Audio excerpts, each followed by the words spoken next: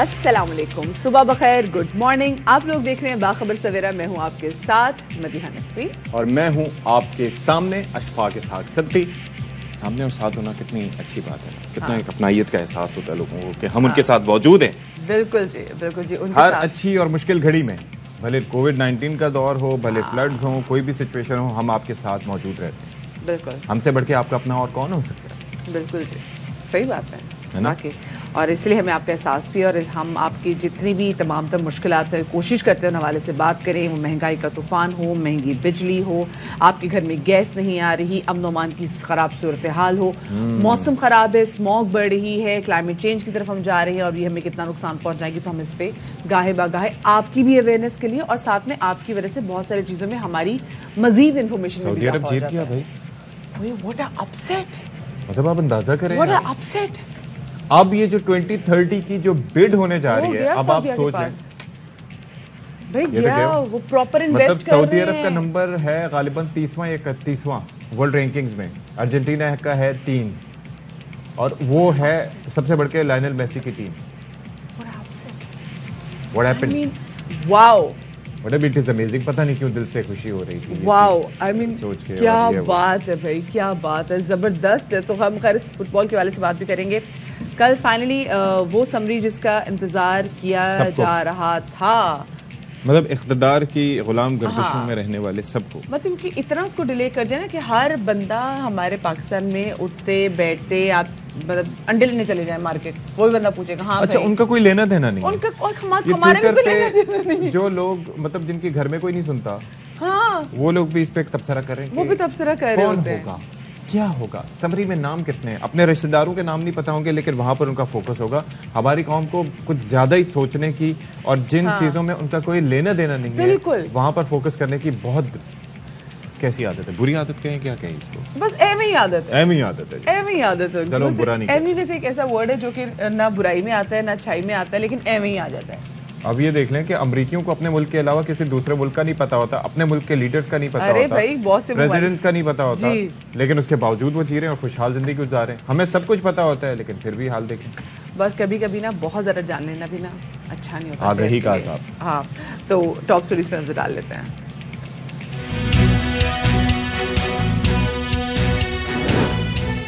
Chairman P T آئی عمران خان کہتے ہیں کہ معاشی مسائل کا حل قانون کی حکمرانی سے وابستہ ہے.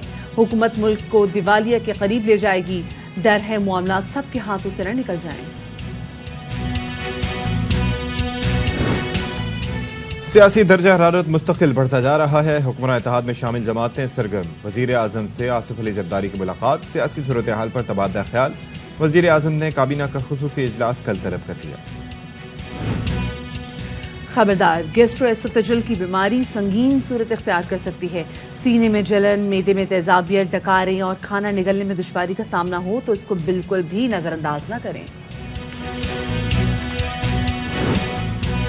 پاکستان فلم انڈسٹری پر راج کرنے والے نامور اداکار وحید مراد کو ہم سے بچھڑے 39 برس بیت گئے.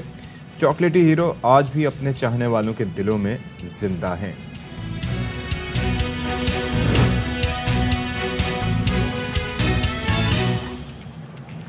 جی جناب، تو شو کے آغاز میں سب سے پہلے بات کریں گے اس سمری کے حوالے سے جو کہ سال کر دی گئی ہے پی ایم ہاؤس کی جانب، اور یہ سمری ہے ان جنرلز کے حوالے سے، اور جس میں یہ اس بات کا تعین کیا جائے کہ کون بنے گا پاکستان کا نیکسٹ آرمی چیف. 6 جی بالکل 6 جو ہیں سینئر موسٹ جنرلز.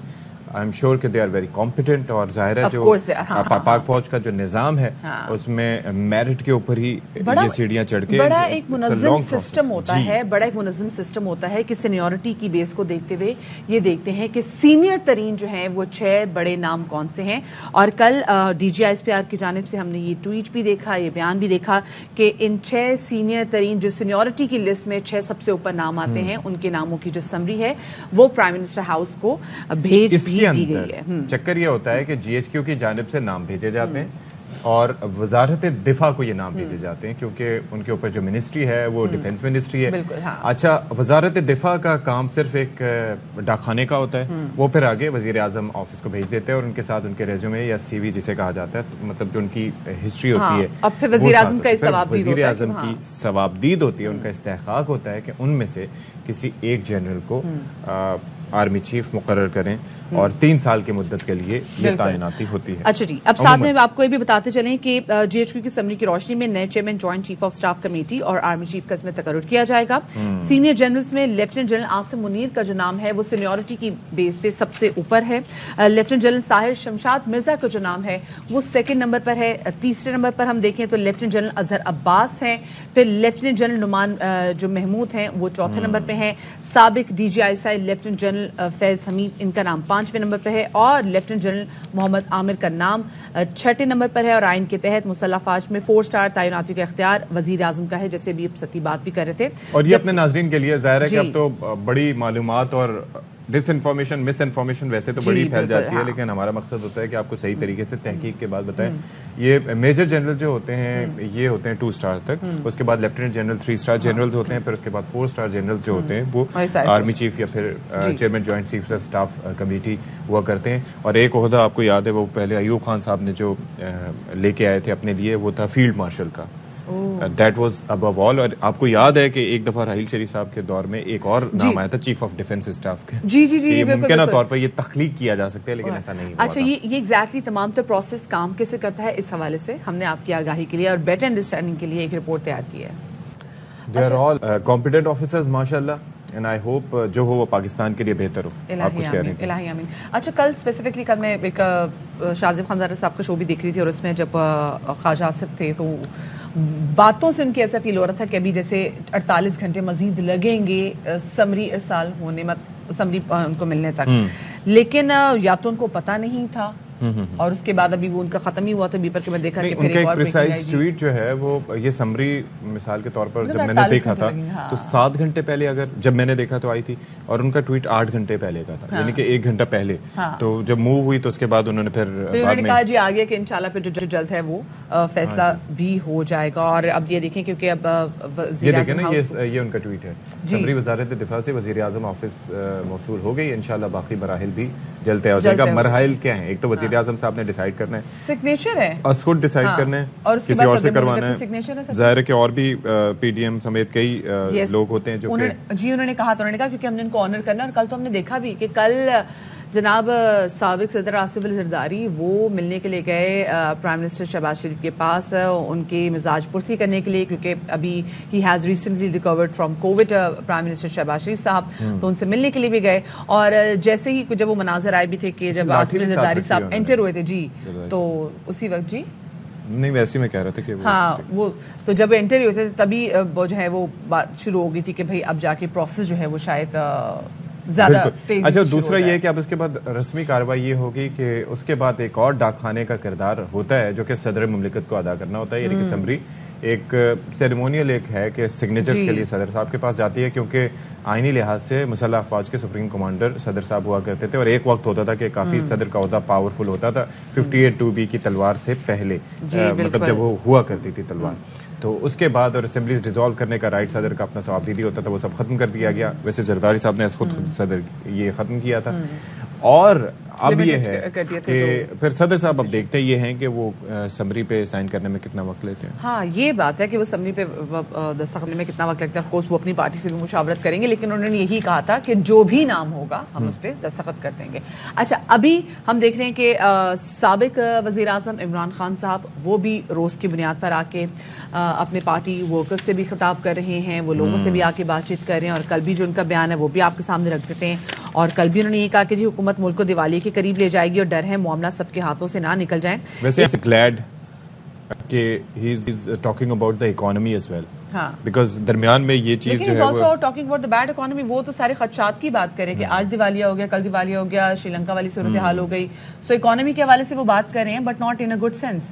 وہ انہی کے پھر آف کورس جب آپ ان کی اسٹیٹمنٹس کو جب آپ ان کو ٹرانسلیٹ کرتے ہو, جب دنیا میں سنتے ہیں, تو ابھی مسئلہ کیا ہے, آپ کے بیرون ملک سے آپ کے انویسٹرز نہیں آ رہے انسرٹنٹی کی وجہ سے, ٹھیک ہے, جو پریویلنگ سچویشن ہے اس کی وجہ سے. تو بہرحال خان صاحب نے کیا موقف اپنا دیا, کیا بات کی, آپ کو ذرا دکھاتے ہیں. یہ ہے جس میں سابق صدر آصف زرداری وہ جا کے ملے ہیں پرائم منسٹر شہباز شریف سے, اور یہ کہا جا رہا ہے کہ ممکنہ طور پر یہاں پر بھی ڈسکشن ہوئی ہوگی آرمی چیف کی تقرری کے حوالے سے. اچھا, اور اس کے بعد ہم نے بھی دیکھا کہ کل جہلم میں کنونشن سے خطاب کیا ہے مسلم لیگ نون کے سینئر رہنما اور سابق وزیر اعظم شاہد خاقان عباسی نے، اور انہوں نے الزام عائد کیا ہے کہ عمران خان اپنی سیاست چمکانے کے لیے آرمی چیف کی تعیناتی متنازع بنانا چاہتے ہیں۔ فواد چودھری صاحب کا موقف سامنے آیا ہے، انہوں نے تو اس سے بڑھ کے آگے ایک بات کی ہے کہ بھائی یہ نواز اور زرداری چاہتے ہیں کہ ملک میں مارشل لاء لگ جائے، لیکن تحریک انصاف ان کے اس فیصلے کی راہ میں رکاوٹ ہے۔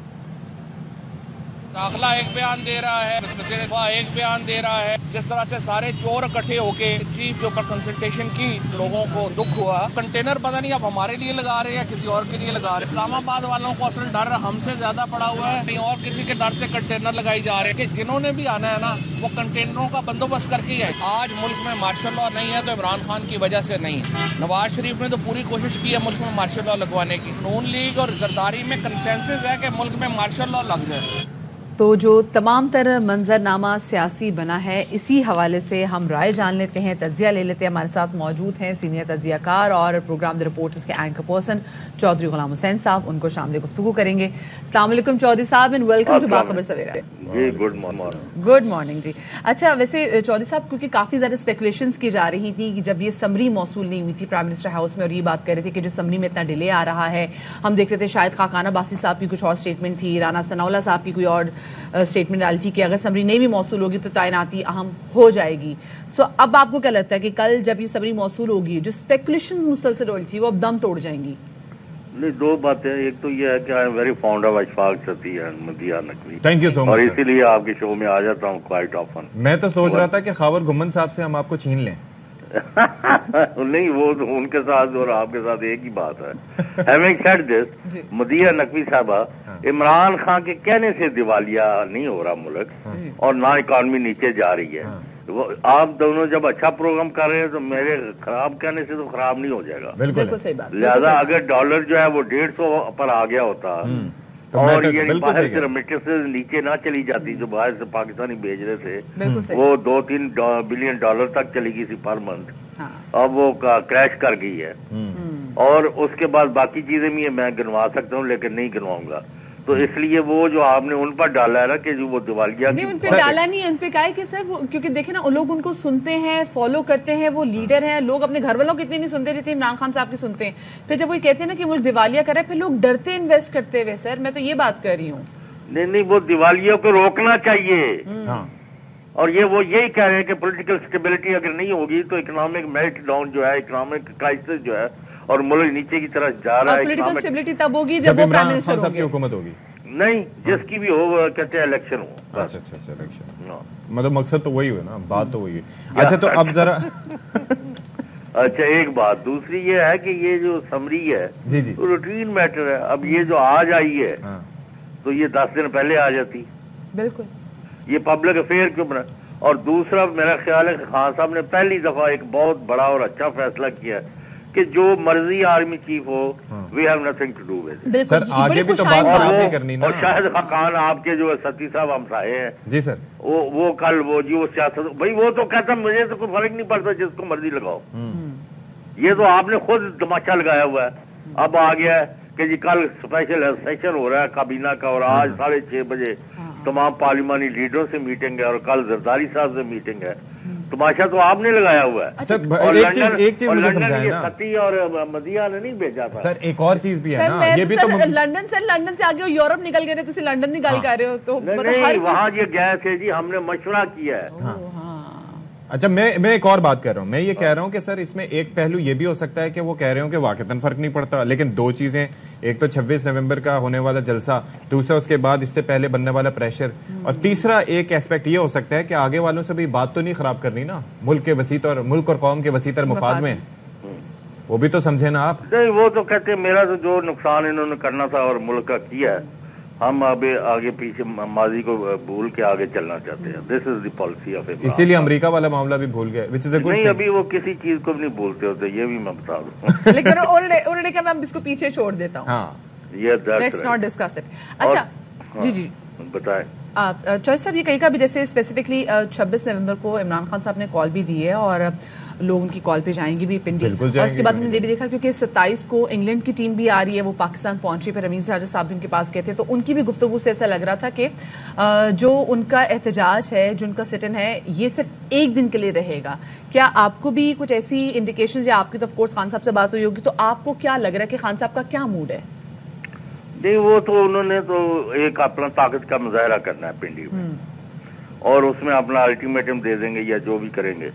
کوشش تو یہ ہونی چاہیے تھی کہ یہ نوبت نہ آتی, لیکن کسی کے کانوں پر جوں نہیں رینگ رہی. کبھی وہ جار صاحب صدر صاحب کو مل کے بھی آتے ہیں اور بعد میں آگے پتہ نہیں کل کیا بیان دیتے پھر ہیں, اور حکومت والے میٹھا میٹھا ہپ ہپ. اور بھائی ذمہ داری تو جو حکومت میں ہوتی ہے ان کی ہے کہ they should reach out to the opposition کہ جی آئیں یہ بات معاملے جو ہے بیٹھ کے ختم کریں. جی خان صاحب نہیں آتے, اسد عمر آ جائیں یا شاہ محمود آ جائیں یا مدیہ نقوی کو بھیج دیں یا اشفاق ستی کو بھیج دیں, تو یہ اس کو سارٹ آؤٹ کریں. نہیں کیا. اگر اب کسی بھی قسم کا تصادم, تشدد, خون خرابہ, خانہ جنگی, مارا ماری کا ماحول بنا, تو اس کا کون ذمہ دار؟ ویسے اللہ کرے گا کہ ایسا نہیں ہوگا. ویسے چوئی صاحب آپ کو تو انڈیکیشن نظر آ رہے ہوں گے. ایک تو لانگ مارچ جس طریقے سے اب ایک جلسے میں تبدیل ہونے جا رہا ہے, اس سے بھی ایک یہ آ رہا ہے, اور دوسرا خان صاحب کے بیانات میں بھی ہمیں مصالحتی فیکٹر نظر آتا ہے. تمام تر کرٹیسزم کے باوجود وہ مصالحت پر آمادہ دکھائی دیتے ہیں کسی حد تک.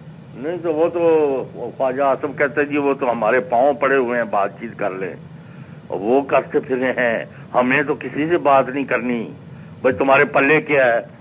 تمہارے پلے تو یہ نہیں ہے کہ کوئی ایک جگہ ایسی نہیں اب جہاں سے لوگ اتھینٹک طریقے سے کہہ سکیں کہ ان کا کوئی کینڈیڈیٹ جیت سکتا ہے. لاہور ان کا گھر ہوتا تھا, جو ان کا جنازہ یہاں نکلا ہے, جو کراچی میں اشر ہوا ہے. میں نہیں زیادہ تفصیل میں نہیں جانا چاہتا. اب ان کو سوچنا پڑے گا کہ یہ کیا پالیسی اور پوسچر ہے جس پر یہ کام کر رہے ہیں. بالکل. اور جو وہ لندن میں جو بندے کو آپ جتنا بھی نان سیریسلی لیں, جو اس نے سیریس ایلیگیشن لگائے ہیں, ان کو اب باہر نہیں پھینک سکتے. ہاں صحیح. بڑی خوفناک صورتحال پیدا کی ہے انہوں نے. چلیں جی, اللہ پاک پاکستان کا حامی و ناصر ہے. لیکن وہ جڑے لندن والے سے ہوتے یورپ نکل گئے چودھری صاحب, سانو چھٹیاں نہیں لبدیاں, وہ 10 دن چلے گئے. کمرہ ہے جی, ایک انہوں نے کہا تانوں بھی لے دینے بس میں چھٹیاں میں لب جان, بڑی گل ہو جائے گی. بہت شکریہ جی. چودھری غلام پیسے ود جانتے, چھٹیاں لب. چودھری غلام حسین صاحب ہمارے ساتھ موجود ہیں. ملک کی اب صورتحال چیک کریں. وہ جو علاج کی غرض سے گئے تھے لندن, وہ آگے علاج کے لیے نکل گئے. آپ بات نہیں سمجھ رہی ہیں مدیحہ, آپ کے ساتھ اصل میں پرابلم یہ ہے کہ آپ کو سمجھانا ایک بہت مشکل کام ہے. بھائی مجھے یہ بتائیں کہ وہاں پر, نہیں بریک میں کیوں سمجھاؤں, میں ایک سیکنڈ میں سمجھاتا ہوں. بھائی لندن کا ایئر کوالٹی انڈیکس خراب ہو رہا ہے, تو وہاں سے یورپین کنٹریز کی طرف آپ کیا چاہتی ہیں کہ وہ کے پی آ جائیں؟ کے پی میں گورنمنٹ کس کی ہے؟ پی ٹی آئی کی پریشانی ہوگی نا, ورنہ وہ سیدھا وہاں پر آتے. اب تو وہ گلیات بھی نہیں جا سکتے وہاں پر بھی. وہ ظاہر ہے کہ عمران خان صاحب اور کے پی گورنمنٹ کی تھوڑی سی وہ ہے, نتھیا گلی تک تو آپ کو ویسے ہی پتا ہے نا کہ باؤنڈری آتی ہے. لیکن وہ اتنی ٹھنڈ ہے اور ان کی طبیعت خراب ہوگی تو وہ آلریڈی علاج کے لیے گئے. بابا air quality index what matters. اچھا چلے, ایئر کوالٹی انڈیکس میٹرز, یہ میرے ستی نے بات سمجھا دی جو میں نہیں سمجھی. چھوٹی سی بریک کے بعد ملتے ہیں.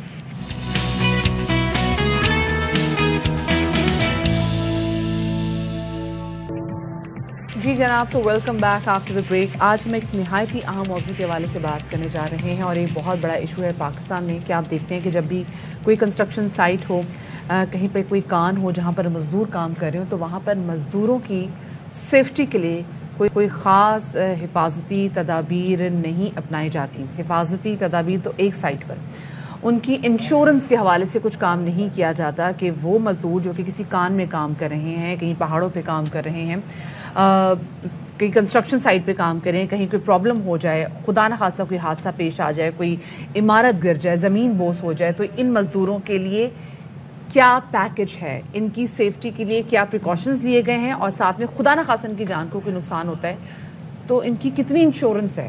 یہ پاکستان میں ستی ابھی تک کیوں نہیں کر سکے؟ اصل میں بات یہ ہے کہ بیسک چیزیں اس سے پہلے کی ہیں. بیسک چیزیں اس سے پہلے کی ہیں, جیسے پی پی سوٹس جو ہوتے ہیں, دے آر ریکوائرمنٹ, جس کے اندر آپ کے گلوز ہوتے ہیں, گوگلز ہوتے ہیں, پھر اس کے بعد باقی ساری چیزیں, ویسٹس ہوتی ہیں. اچھا وہ چیزیں ایسی ہوتی ہیں, مطلب بوٹس ہوتے ہیں, جی بالکل, تو وہ سارے انیشیل فیز میں آپ کو دی. اب یہ ہمارے بھائی مزدور یہ کوئی پوچھنے والا نہیں ہے. یہ اکثر جو ہے وہ پرانی مخدوش عمارتوں کو گرانے کا کام دیا جاتا ہے اور اس کے اوپر چڑھ کے ہتھوڑے سے وہ کام کر رہے ہوتے ہیں, حالانکہ اس کے لیے مشینری بھی یوز کی جا سکتی ہے. پیچھے سے اوپر سے اینٹ پھینک رہا ہے ان کے سر پہ لگ جائے. میں وہی تو عرض کر رہا ہوں. اور دوسرا یہ ہے کہ کوئی حادثے کی صورت میں پھر ان کو ٹریس کرنا بھی ایک مشکل ہوتا ہے. آپ دیکھیں بیک گراؤنڈ میں کوئی مرج ہو جائے, اسی لیے وہ ویزیبلٹی والی وہ ڈفرنٹ کلرز والی ویسٹ بھی دی جاتی ہے تاکہ ان کو پتہ چل سکے. نیون کلرز میں دی جاتی ہیں. نیون کلرز میں دی جاتی ہیں. تو یہ خیال کرنا ہوتا ہے کہ کس طریقے سے, اور پھر ایک طریقہ کار ہوتا ہے, یعنی کہ جہاں پر کنسٹرکشن ورک ہو رہا ہے وہاں پر دوسروں کو بھی اس سے آگاہ کرنا کہ یہاں پر چل رہا ہے, تو ایک محتاط جو ہے وہ فاصلہ رکھنے کا کہا جاتا ہے. جب آپ اس بات سے ریلیٹ کریں گے, آپ کسی سڑک پہ جا رہے ہو جہاں پر آگے کہیں نہ کہیں کچھ کھڈا سا پڑ گیا, ٹھیک ہے, وہاں پہ آپ دیکھیں گے جی ایک اور جگہ پہ کھڈا کر کے وہاں پہ ایک لمبا سا ڈنڈا ڈال کے نا, ڈنڈے کے اوپر ایک ادھر لال کر کے نا وہ چھوٹے سے پٹی جو ہے وہ لہرا دیتے ہیں,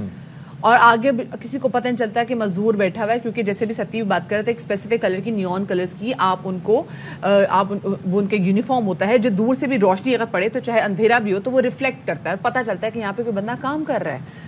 ہمارے پاس پراپر ویسی چیزیں ہی موجود نہیں ہیں, تو ہم کس طریقے سے ان کی سیکیورٹی کے حوالے سے, ان کی سیفٹی کے حوالے سے دوسرا اس سے ہٹ کے مطلب یہ کہ آپ کا ایمرجنسی رسپانس پلان کیا ہے, مطلب یہ ہے کہ کس طریقے سے آپ نے رسپانس کرنا ہے, سیف گارڈز آپ کے کیا ہیں. ہمارے یہاں تو ایشوز جب ایسے کوئی پیدا ہوتے ہیں تو ان کو چھپایا جاتا ہے, ان کو کور اپ کیا جاتا ہے, بجائے اس کے کہ امیڈیٹلی آپ ان کو میڈیکل ایمرجنسی سمجھتے ہوئے کسی کو ہاسپٹل ریفر کریں. پر کافی چیزوں کو اچھا ہم اسپیسیفکلی اس حوالے سے اس لیے بات کریں کیونکہ 15 نومبر کو کراچی میں 2 سگے بھائی پلمبر کا کام کرتے ہوئے ملبے تلے دب کر جان سے ہاتھ دھو بیٹھے تھے, 2 سگے بھائی.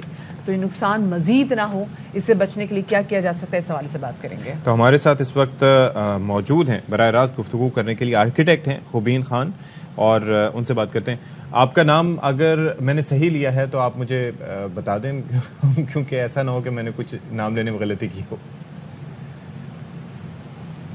تھینک یو جی. جی بالکل آپ نے صحیح اس کو پروناؤنس کیا ہے. اچھا خوبیب یا خوبیب جو بھی آپ کہہ دیں. خوبیب. اچھا ٹھیک ہے. اچھا اب مجھے یہ بتائیں کہ یہ جو ہمارے ہاں مسائل ہیں, اب یہ بتانے کی آپ بھی جہاں سے بھی گزرتے ہوں گے آپ کو اندازہ ہوتا ہوگا کہ کنسٹرکشن ورکرز کا ظاہر ہے کہ جیسے پاکستانی عوام کے جو حال ہے ویسے ہی ہمارے کنسٹرکشن ورکرز کا اس سے بھی برا حال ہے کہ وہ کام کر رہے ہوتے ہیں لیکن ان کی سیفٹی کے حوالے سے ان کی زندگی کی کوئی قدر نہیں کی جاتی. اکوپمنٹ تو دور کی بات ہے, پوچھا تک نہیں جاتا. تو ایسا کیا وجوہات ہیں اس کی کہ ہمارے ہاں ظاہر ہے کہ ایک ایسی انڈسٹری ہے کنسٹرکشن انڈسٹری کے جس کے اوپر کافی انویسٹمنٹ بھی کی جاتی ہے, پروجیکٹس بن رہے ہوتے ہیں, لوگ اربوں روپے کما رہے ہوتے ہیں, لیکن جو ورکر ہے اس کو کوئی پرسان حال نہیں. جی actually Pakistan construction industry is rigid when it comes to مطلب implement construction modern construction techniques and safety. چونکہ ہمارے ہاں ایک تو اویئرنیس نہیں ہے بہت ساری چیزوں کی, اور کاسٹ کٹنگ کے چکر میں لوگ سیفٹی جیسے اہم مسائل کو بھی اگنور کر جاتے ہیں, جس کی وجہ سے بہت سارے ہیزرڈز کو آپ فیس کرتے ہیں, جس طرح کے واقعات کا آپ نے ذکر کیا ہے. تو اس کے لیے تو جی لاز کیا کہتے ہیں, کنسٹرکشن لاز کیا کہتے ہیں کہ آپ جب بھی کنسٹرکشن سائٹ پہ کام کر رہے ہوں تو کیا اس کے لاز ہیں, کن کن چیزوں کا خاص خیال رکھنا چاہیے؟ جی سب سے پہلے تو یہ ہے کہ سیفٹی کے جو بھی آپ کے آ جاتے ہیں, مطلب جو لیبر ہے اس کو سیفٹی گلوز ان کے پاس ہونے چاہیے, ہیلمٹس ہونے چاہیے, جیکٹس پہننی چاہیے, سیفٹی سائنز آپ کے وہاں پہ موجود ہونے چاہیے کنسٹرکشن سائٹس کے اوپر پراپر. جی بالکل کارڈن آف کرنا چاہیے کنسٹرکشن سائٹس کو, چونکہ بہت سارے لوگ راستے سے گزر رہے ہوں گے, ان کو پتہ نہیں ہوگا کہ یہاں پہ کنسٹرکشن ہو رہی ہے. تو اس طرح کے بہت ساری چیزیں جو ہیں ان کا خیال رکھنا چاہیے. اس کے علاوہ پراپر میڈیکل فیسلٹی یا میڈیکل کٹ ہونی چاہیے ہر سائٹ کے اوپر موجود ہونی چاہیے. اس کے علاوہ فرسٹ ایڈ, اگر کوئی مسئلہ آ جائے کنسٹرکشن سائٹ پہ, یہ مزدور کام کر رہے ہوں, کوئی ایسا حادثہ پیش آ جائے, کیونکہ ہم نے دیکھا نا کہ پاکستان میں کس قسم کی جو ٹرالیز ہیں وہ استعمال کی جا رہی ہوتی ہیں. اگر آپ نے ایک فلور سے دوسرے فلور جانا تو وہ تمام تر چیزیں ہمارے سامنے ہوتی ہیں. کوئی خدا نہ خاصا حادثہ پیش آ جائے تو کیا اس کنسٹرکشن لا میں اس کو کچھ تحفظ ملتا ہے مزدور کو جو کام کر رہا ہے؟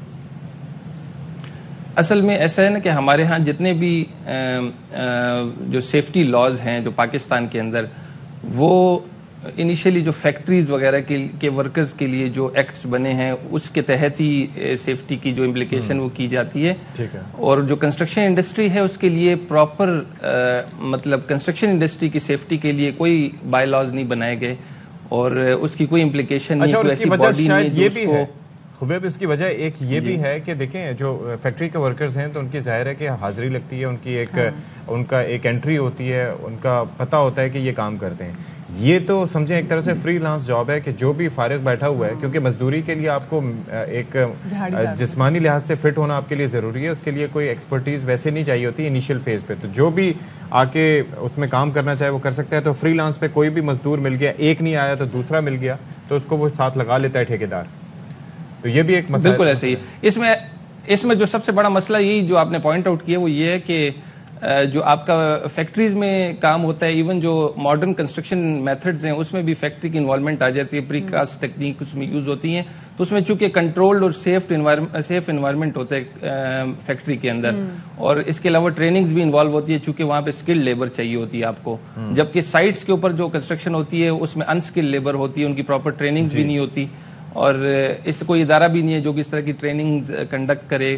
تو اس وجہ سے پھر وہاں پہ وہ حادثات پھر ہوتے ہیں, جس طرح مطلب آپ کے فیکٹریز وغیرہ میں جو مطلب کم سے کم ہوتے ہیں. خبیب, ویسے کتنی افسوسناک بات ہے نا کہ کبھی کوئی اگر حادثہ پیش آ جائے, جیسے ابھی ہم نے ان دو بھائیوں کا ذکر بھی کیا ہے کہ جو ملبے کے تلے آ کے دونوں بھائی جاں بحق ہو گئے. ہمارے ہاں تو عام بندہ اپنی انشورنس کرانے کے لیے جائے تو ان سے پوچھا جاتا ہے آپ کا اپنا گھر اپنا ہے, آپ کی نوکری کیا ہے, کتنا پیسہ کماتے ہیں, کتنا دیں گے, تو یہ مزدور بیچارے اپنی انشورنس کیسے کرائیں گے. اس لیے ہم منتظر ہوتے ہیں اور یہ مزدور منتظر ہوتے ہیں خدا نخواستہ کوئی حادثہ ہو جانے کے بعد امدادی پیکیجز کے. جی بالکل. اصل میں ہمارے ہاں کوئی پراپرلی لیبر لاز کی امپلیکیشن نہیں ہے. اس کے علاوہ جو بھی مطلب آپ جس طرح آپ نے بات کی کہ ایمرجنسی, آپ یہ المیہ یہ ہے کہ ہمارے ہاں جو بلڈنگ کوڈز ہیں اس کی بھی امپلیکیشن نہیں ہے. آپ بڑی بڑی اچھی بلڈنگز جو بنی ہوئی ہیں, ابھی ریسنٹلی آپ نے دیکھا ہوگا سینٹورس مال کے اندر ایک فائر کی ایکٹیویٹی ہوئی ہے. جی تو اس طرح کی جو کراچی میں جو مال میں ہوئی تھی آپ کو یاد ہے, وہ بھی دیکھ لیں, کراچی میں بھی مال میں ہوئی. تو اس طرح مطلب آپ نے تھرو آؤٹ دی کنٹری آپ نے دیکھے ہوں گے اس طرح کے حادثات. تو اس کو پراپرلی کیٹر نہیں کیا جاتا, پراپرلی امپلیمنٹ نہیں کیا جا رہا, جو کہ ماس لیول پہ ڈسٹرکشن جس سے ہو سکتی ہے.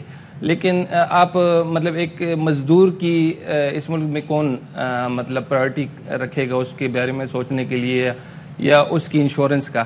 تو مطلب یہاں پہ چونکہ چیزیں کاغذ کے اوپر تو موجود ہوتی ہیں لیکن اس کی امپلیکیشن بہت مطلب مشکل ہو جاتی ہے, جس کی وجہ سے مطلب پھر یہ چیزیں ظاہر ہے یہ ان ڈاکیومنٹڈ ہے نا. ہو سکتا ہے کہ ایک مزدور زیادہ پیسے کما رہا ہو بنسبت اس فیکٹری ورکر کے جو کسی فیکٹری میں کام کر رہا ہے, لیکن ظاہر ہے کہ وہ اس میں جو سب سے امپورٹنٹ چیز ہے نا وہ یہ ہے نا کہ اس کو اگر کنٹری لیول پہ آپ نے امپلیمنٹ کرنا ہے تو اس کے لیے ضروری ہے کہ جس طرح Pakistan council of architects and town planners ہے یا پاکستانی انجینئرنگ کونسل ہیں, ایسے جو ادارے ہیں وہ رول پلے کر سکتے ہیں. اور کنٹری لیول پہ یہ ہو کہ مطلب آپ کے اسٹرانگ ریگولیشنز بنائے جائیں سیفٹی سے ریلیٹڈ, اور اس کو امپلیمنٹ کیا جائے. اور پھر کمپنیز کے لیول پہ, آرگنائزیشن کے لیول پہ پھر ایوارڈز اور پنشمنٹ کے ذریعے سے اس کو امپلیمنٹ کیا جا سکتا ہے. اور سیفٹی پالیسی ہونی چاہیے. ہمارے ہاں بالکل جتنی بھی کمپنیز ہیں, بڑی کمپنیز ہیں, اس میں یہ ہوتا ہے کہ آپ کی کسی نہ کسی حد تک کوئی پالیسیز بنی ہوتی ہیں سیفٹی کی, لیکن کمپنی ٹو کمپنی ویری کرتی ہیں. کمپنی ٹو کمپنی بات تو کنٹری لیول پہ کوئی ایک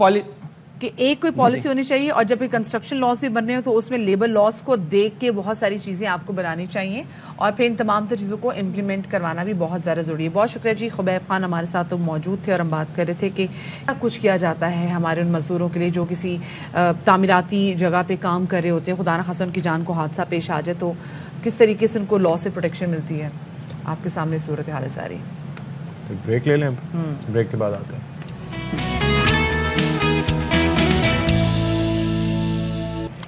جی جناب, تو welcome back after the break. اور بریک کے بعد ہم بات کریں گے ایک ایسی بیماری کے حوالے سے جو کہ مجھے لگتا ہے کہ آج کل کے دور میں ہر 7 میں سے 4 لوگوں کو تو اس کا سامنا کرنا پڑتا ہے.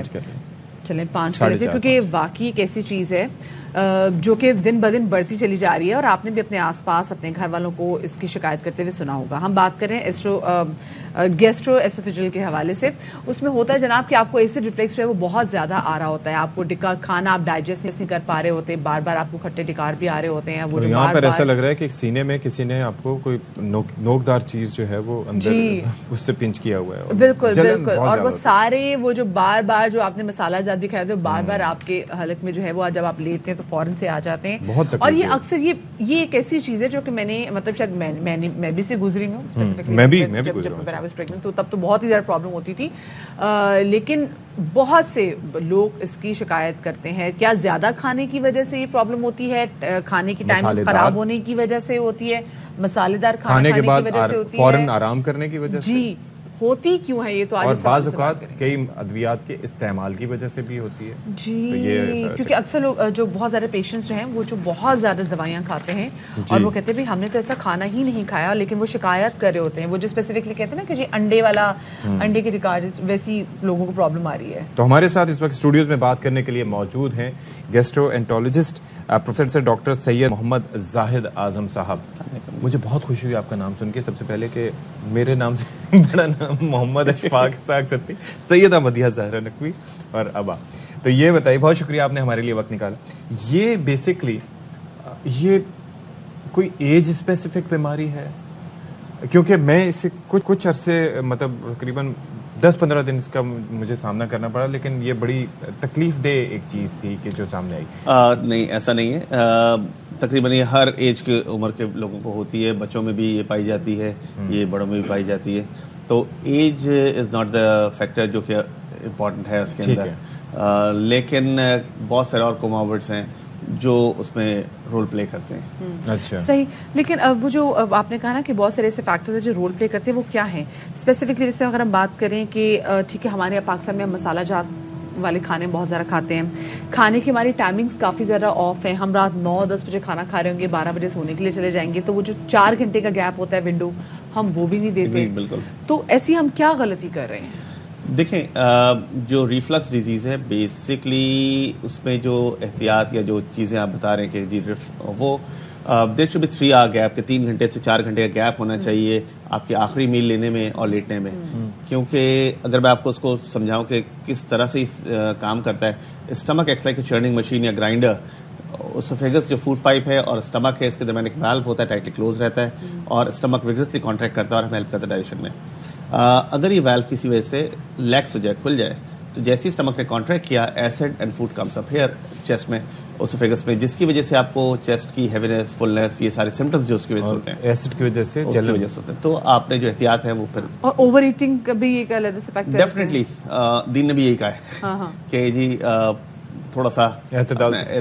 لیکن مجھے یہ بتائیے کہ وہ جو والو کا آپ نے تذکرہ کیا, وہ والو خراب ہونے کی اور کیا وجہ ہو سکتی ہے؟ دیکھیں, ایک تو یہ کہ کچھ لوگوں کو قدرتی ہوتا ہے ہائٹل ہرنیا کہتے ہیں اس کو. اس کے علاوہ جو چیزیں ہیں اس میں پریگننسی کے اندر جیسے, تو کیونکہ گریوڈ یوٹرس جیسی وہ بیبی گرو کر رہا ہوتا ہے تو اسٹمک کو پریس ہو رہا ہوتا ہے, تو اس کی وجہ سے آپ کو پریگننسی میں, خاص طور پہ فل ٹرم پریگننسی کے اندر ریفلکس زیادہ ہو جاتا ہے خواتین میں. اس کے علاوہ کچھ چیزیں ہیں جیسے آپ نے جیسے کہا کہ مرغن غذائیں, تلی ہوئی چیزیں, گھی تیل چربی چکناٹ والی چیزیں جو رچ فیٹی ڈائٹ ہے. ہمارے یہاں خاص طور پہ پکوڑے سموسے ہو گئے, یا روٹین میں ہر وقت ہم کڑھائیاں یا پائے نہاری, یہ جو رچ ڈائٹ ہے یہ جو ویلو ہے اس کو لیکس کر دیتا ہے. اور ابھی تو ڈاکٹر صاحب اب سردیاں آ گئی ہیں, سردیاں میں تو چلے اگر بہت زیادہ اگر ہم کننے نہاری نہ بھی کھائیں تو ہم تو ڈرائی فروٹس کی بھی ایک نا, ایک جو ہے نا کہ handful of dry fruits ہم کھا نہیں سکتے. ہم نے بھی رات کو کمبل میں بیٹھ کے کھانی ہے ڈھیر ساری مکھیاں, پھر ہم نے سوپ بھی کھانا ہے, پھر جب تک جاگتے رہیں گے بھوک لگتی رہے گی سردیوں میں. رائٹ. سو دیکھیں 3 hour gap, 3 to 4 hour gap between last meal and retiring to bed, تو جلدی کھانا کھائیں اور لیٹنے میں یہ اعتدال رکھیں. کیونکہ جس وقت ہم کھانا کھا رہے ہوتے ہیں تو اللہ تعالیٰ نے نظام رکھا ہے کہ اتنے ہی ٹائم تک تقریباً 8 سے 10 ٹائم زیادہ ایسڈ سیکریٹ ہوتا ہے. جیسے آپ کے پیٹ میں کھانا آیا تو ایسڈ سیکریٹ ہوتا ہے اس کو ڈائجسٹ کرنے کے لیے, فوڈ کو ڈائجسٹ کرنے کے لیے. تو ایک تو یہ کہ آپ, میں بیٹھا ہوں یا کھڑا ہوں, جیسے اسٹمک نے کانٹریکٹ کیا ایسڈ اوپر آئے گا, گریوٹی کی وجہ سے گر جائے گا. When I am lying down, نیچے آ گیا تو وہ گریوٹی کا افیکٹ ختم, آپ جب سو گئے تو 2-3 عوامل کام کر رہے ہیں. ایک تو یہ ہے کہ آپ کا ایسڈ بہت زیادہ ہے اس ٹائم, کیونکہ آپ نے کھانا کھایا ہوا تو ایسڈ سیکریٹ زیادہ ہو رہا ہے. دوسرا جو عمل ہے وہ یہ ہے کہ گریوٹی کا افیکٹ ختم ہو گیا کہ آپ لیٹ گئے تو every thing comes up here. اچھا, اب یہ مجھے بتائیے کہ یہ ایک سپوز یہ کیا صرف دواؤں سے اس کو, ایک دفعہ یہ فرض کریں کہ آپ کو یہ سلسلہ ہو گیا تو اس کے بعد دواؤں سے اس کا کنٹرول کیا جا سکتا ہے, یا از اٹ کیوریبل, یا پھر یہ رہتا ہے ایک لمبے؟ بالکل, اس میں ایسا ہے کہ سب سے امپورٹنٹ تو یہ ہے نا کہ آپ نے لائف سٹائل ماڈیفیکیشن کرنی ہے. لائف سٹائل ماڈیفیکیشن مینس کہ آپ نے کیا عوامل ہیں جس کو آپ صحیح کر سکتے ہیں, آپ کے کنٹرول میں ہیں اور آپ اس سے بچ سکتے ہیں. اس میں جیسے ہم نے کہا 3 سے 4 گھنٹے کا gap between last meal and time to bed, avoid chocolate, coffee, alcohol and smoking. یہ وہ عوامل ہیں جو آپ کا ویلو کو لیکس کر دیتے ہیں. Yes, especially dark chocolate. Dark chocolate, yes. Okay. وہ تھرو آؤٹ دا ڈے اور جسٹ ان دی ایوننگ؟ نہیں, وہ ایسے کسی وقت بھی کر سکتا ہے لیکن خاص طور پر اس میں, لیکن over all through out the day. تو الکوہول, اسموکنگ, تو سگریٹ نوشی, تمباکو چاہے کسی فارم میں ہو, چاہے وہ پان کے اندر تمباکو لے رہے ہیں, کسی بھی tobacco, alcohol, smoking, greasy fatty meal, مرغن غذائیں, یہ ساری چیزیں وہ ہیں جس کو آپ نے اوائڈ کرنا ہے کیونکہ یہ چیزیں ریفلکس کو بڑھاتی ہیں. کئی لوگ کہہ رہے ہوں گے اب زندہ رہ کے کیا کریں. نہیں, ایسا نہیں ہے, بہت ساری چیزیں جو آپ اپنے. اچھا, مجھے ایک بات بتائیں, ایک گیپ کا بھی یہ بتائیے گا, جیسے ہم بہت سے لوگ ایسا کرتے ہیں کہ جیسے ابھی کھانا کھایا اور اس کے فوری بعد واک پہ نکل گئے, اور وہ لوگ جو جن کے پاس دن میں ٹائم ذرا کم ہوتا ہے تو وہ کیا کرتے ہیں کہ جی گھر جیسے جا کے کھانا کھائیں گے اور اس کے بعد فوری جم نکل جائیں گے. یہ تھوڑا سا ایک میتھ ہے جو کہ ہمارے دماغ میں ہے کہ جی ہم جب کھانا کھائیں گے تو ہضم ہو جائے گا اور اس لیے واک کر لو یا جم چلے جاؤ. That is not good. Medical point of view سے جب ہم کھانا کھاتے ہیں تو پورے انٹسٹین کا بلڈ, پورا جو بلڈ ہے وہ شنٹ ہو کر کے انٹسٹین میں آ جاتا ہے, کیونکہ وہ اس کو ایبزارب کرتا ہے اور لیور میں جا کر کے وہ گلائکوجن یا گلوکوز کے فارم میں اسٹور کرتا ہے. اگر ہم واک کرنا شروع کر دیں اس وقت تو کیا ہوگا, یہ بلڈ شنٹ ہو کر کے لمب سے پاؤں ہاتھ میں چلا جائے گا اور آپ کو ایبزارپشن کے لیے زیادہ بلڈ نہیں چاہیے ہوگا ملے گا جو کہ پراپرلی ایبزارب کر کے اسٹوریج فارم میں گلوکوز کو گلائکوجن میں کنورٹ کرے. تو اس وجہ سے بہتر یہ ہے کہ آپ, یہ غلط ہے کہ آپ کھانا کھا کے واک کریں, کھانے سے پہلے واک کریں, یا پھر یہ کہ آپ 2-3 گھنٹے گیپ دے دیں اس کے بعد واک کریں. اچھا, ایک اور چیز مجھے بتائیے کہ یہ جیسے ہم گھر میں مختلف چیزیں جیسے پرو بایوٹکس, دہی وغیرہ, اس کا استعمال اگر کریں اس سے کیا فائدہ ہو سکتا ہے؟ اسپغول وغیرہ کا استعمال کریں اگر؟ دیکھیں, سارا جو ریفلکس کا معاملہ ہے, گیسٹرواسوفیجل ریفلکس ڈیزیز, یہ پلے کرتا ہے ہائٹل ہرنیا یا وہ جو لیکس ہے اوسوفیگس ایسڈ کی کنٹینٹ کے اوپر, اسی لیے دوائیں جو دی جاتی ہیں ایسڈ کو سپریس کرنے کی دی جاتی ہیں.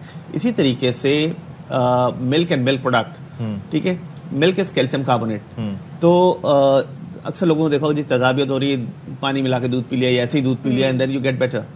جی جی اینٹی ایسڈ دنیا میں کچی لسی, تو دنیا کے اندر سب سے زیادہ جو دوا چلنے والی, ٹریڈ نیم نہیں لے رہا میں, کیلشیم کاربونیٹ ہے وہ, ٹھیک ہے, اور بہت مشہور ہے, چوئنگمز, بنٹیز کے ٹائپ کے, اس طرح سے لوگ خاص طور ہمارے نہیں ہیں لیکن باہر بہت زیادہ یوز ہوتی ہے, دیٹ از کیلشیم کاربونیٹ. تو ملک پروڈکٹ, دہی وغیرہ, یہ سارا کچھ نیوٹرلائز کرتا ہے ایسڈ کو. اور ساتھ میں دہی کے ساتھ ایک اور یہ کہ پرو بایوٹک ہے, وہ وہ چھوٹی آنت کے لیے بھی ہیلپ فل ہے. And before going to bed brush کرنا, وہ کس میں کتنا ہیلپ کر دیتا ہے؟ دیکھیں, جو برش کرنے سے ظاہر بیکٹیریاز اور ساری چیزیں ختم ہو جائیں گے. ریفلکس میں بھی ہم بات کریں گے تو ریفلکس میں ڈینٹل ایروجنس وغیرہ ہوتے ہیں تو وہ تھوڑا سا ہیلپ کرے گا اس کو. ٹھیک ہے, thank you so much, thank you professor Muhammad Zahid Azam صاحب, آپ تشریف لائے اور بڑی مفید آپ سے گفتگو رہی. ایک بریک لیتے ہیں جی, بریک کے بعد آئیں گے.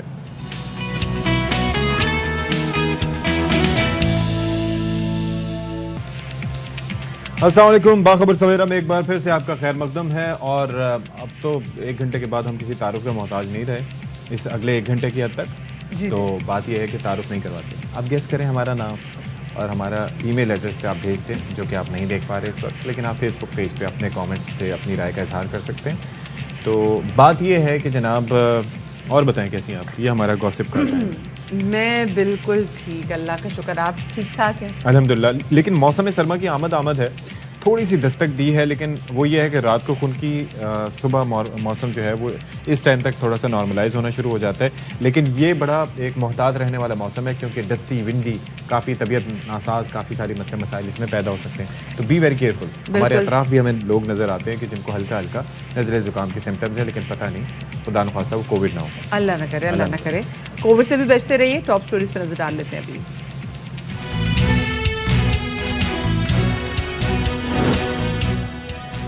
فٹ بال ورلڈ کپ میں سعودی عرب کی ٹیم نے سرپرائز دے دیا. ٹائٹل فیورٹ ارجنٹائن کو 2-1 سے اپسٹ شکست دے دی. ارجنٹائن کو 36 میچوں بعد شکست کا سامنا. سعودی گول کیپر نے میسی کی ایک نہ چلنے دی. شاندار فتح پر سعودی عرب میں جشن, لوگ سڑکوں پر نکل آئے. ولی عہد محمد بن سلمان نے بھی سجدہ شکر ادا کیا. خادم حرمین شریفین کا ایک دن چھٹی کا اعلان. سعودی گول پر عربی کمنٹری نے بھی دھوم مچا دی. بچوں کے سامنے والدین کی لڑائی ننھے ذہنوں پر بھیانک اثرات مرتب کرتی ہے. بچے تنہائی کا شکار ہو جاتے ہیں اور والدین سے بات کرتے بھی رہتے ہیں.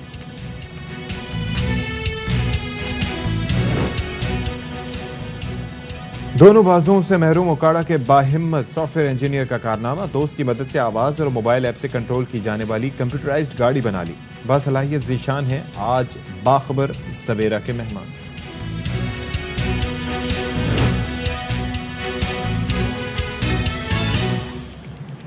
اچھا جی, سب سے پہلے آپ کو یہاں پر بتائیں کہ وزیر اعظم ہاؤس کو وزارت دفاع کی جانب سے سمری موصول ہو گئی ہے. وزیر اعظم ہاؤس کی جانب سے ایک ٹویٹ کیا گیا ہے اور کہا گیا ہے کہ chairman joint chief of staff committee اور chief of the army staff کے تقرر کے لیے ناموں کی سمری موصول ہو گئی ہے. وزیر اعظم صاحب طے شدہ طریقہ کار کے مطابق تقرریوں کا فیصلہ کریں گے. تو یہ پرائم منسٹرز آفس کی جانب سے یہ ابھی ڈیٹیلز جاری کی گئی ہیں. ایک ٹویٹ کے ذریعے اس بات کی تصدیق کی گئی ہے کہ یہ سمری موصول ہو گئی ہے. بالکل جی, اور ہم نے کل رات پہ دیکھا کہ جیسے ہم نے آئی ایس پی آر کی جانب سے دیکھا, وہاں پہ بھی ایک اہم سٹیٹمنٹ دی گئی کہ 4 اسٹار جنرلز کے وہ جو 6 اہم جو سینیورٹی لسٹ میں جو نام آتے ہیں ان کی سمری بنا کے کل بھیجے گی وزارت دفاع کو.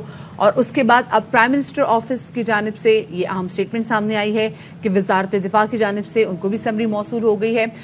ٹویٹ کیا گیا ہے وزیر اعظم ہاؤس کی جانب سے جس میں کہا گیا ہے کہ chairman joint chief of staff committee اور چیف آف آرمی اسٹاف کی تقرری کے لیے ناموں کی سمری ان کو موصول ہو گئی ہے اور اب وزیر اعظم طے شدہ طریقہ کار کے مطابق تقرریوں کا فیصلہ بھی کریں گے. اچھا جی, تو گزشتہ روز ہم نے خبر ایک شامل کی تھی اور وہ خبر یہ تھی اور بڑے ڈسٹربنگ امیجز تھے جس کے اندر ہم نے فوٹیج میں آپ کو دکھایا تھا کہ کس طریقے سے ایک شخص نے ایک پولیس اہلکار کو اپنی گاڑی سے نکل کے, وہ پولیس اہلکار گاڑی میں بیٹھا ہوا تھا, وہ بھی باہر نکلا تو اس نے گولی مار کے اس کو قتل کر دیا. اب جناب وہ سویڈن کا شہری تھا اور اس کے بعد وہ بندہ گھر گیا ہے. گھر جا کے اس نے اپنی گاڑی بدلی, دوسری گاڑی لے کے وہ نکلا اور جس طرح سے مدیحہ نقوی نے بڑا زبردست انداز میں پن پوائنٹ کیا تھا کہ وہ جو تصویر اس کی دکھائی دے رہی تھی جو حاصل کی گئی تھی تو وہ لگ رہا تھا کہ وہ امیگریشن کاؤنٹر کی ہے.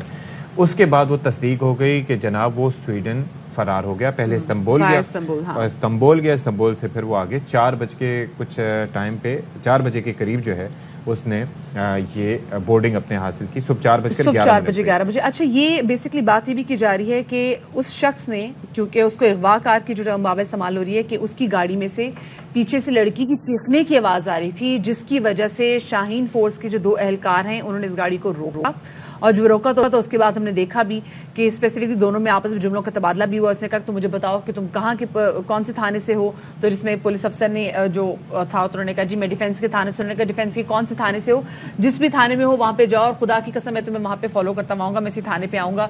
لیکن اس کے بعد جو دوسرا پولیس اہلکار تھا اس نے کہا تم گاڑی میں ساتھ بیٹھ جاؤ. گاڑی میں ساتھ بیٹھے, پھر ایک جگہ پہ رکے جہاں کے اب یہ CCTV کے مناظر دیکھ رہے ہیں.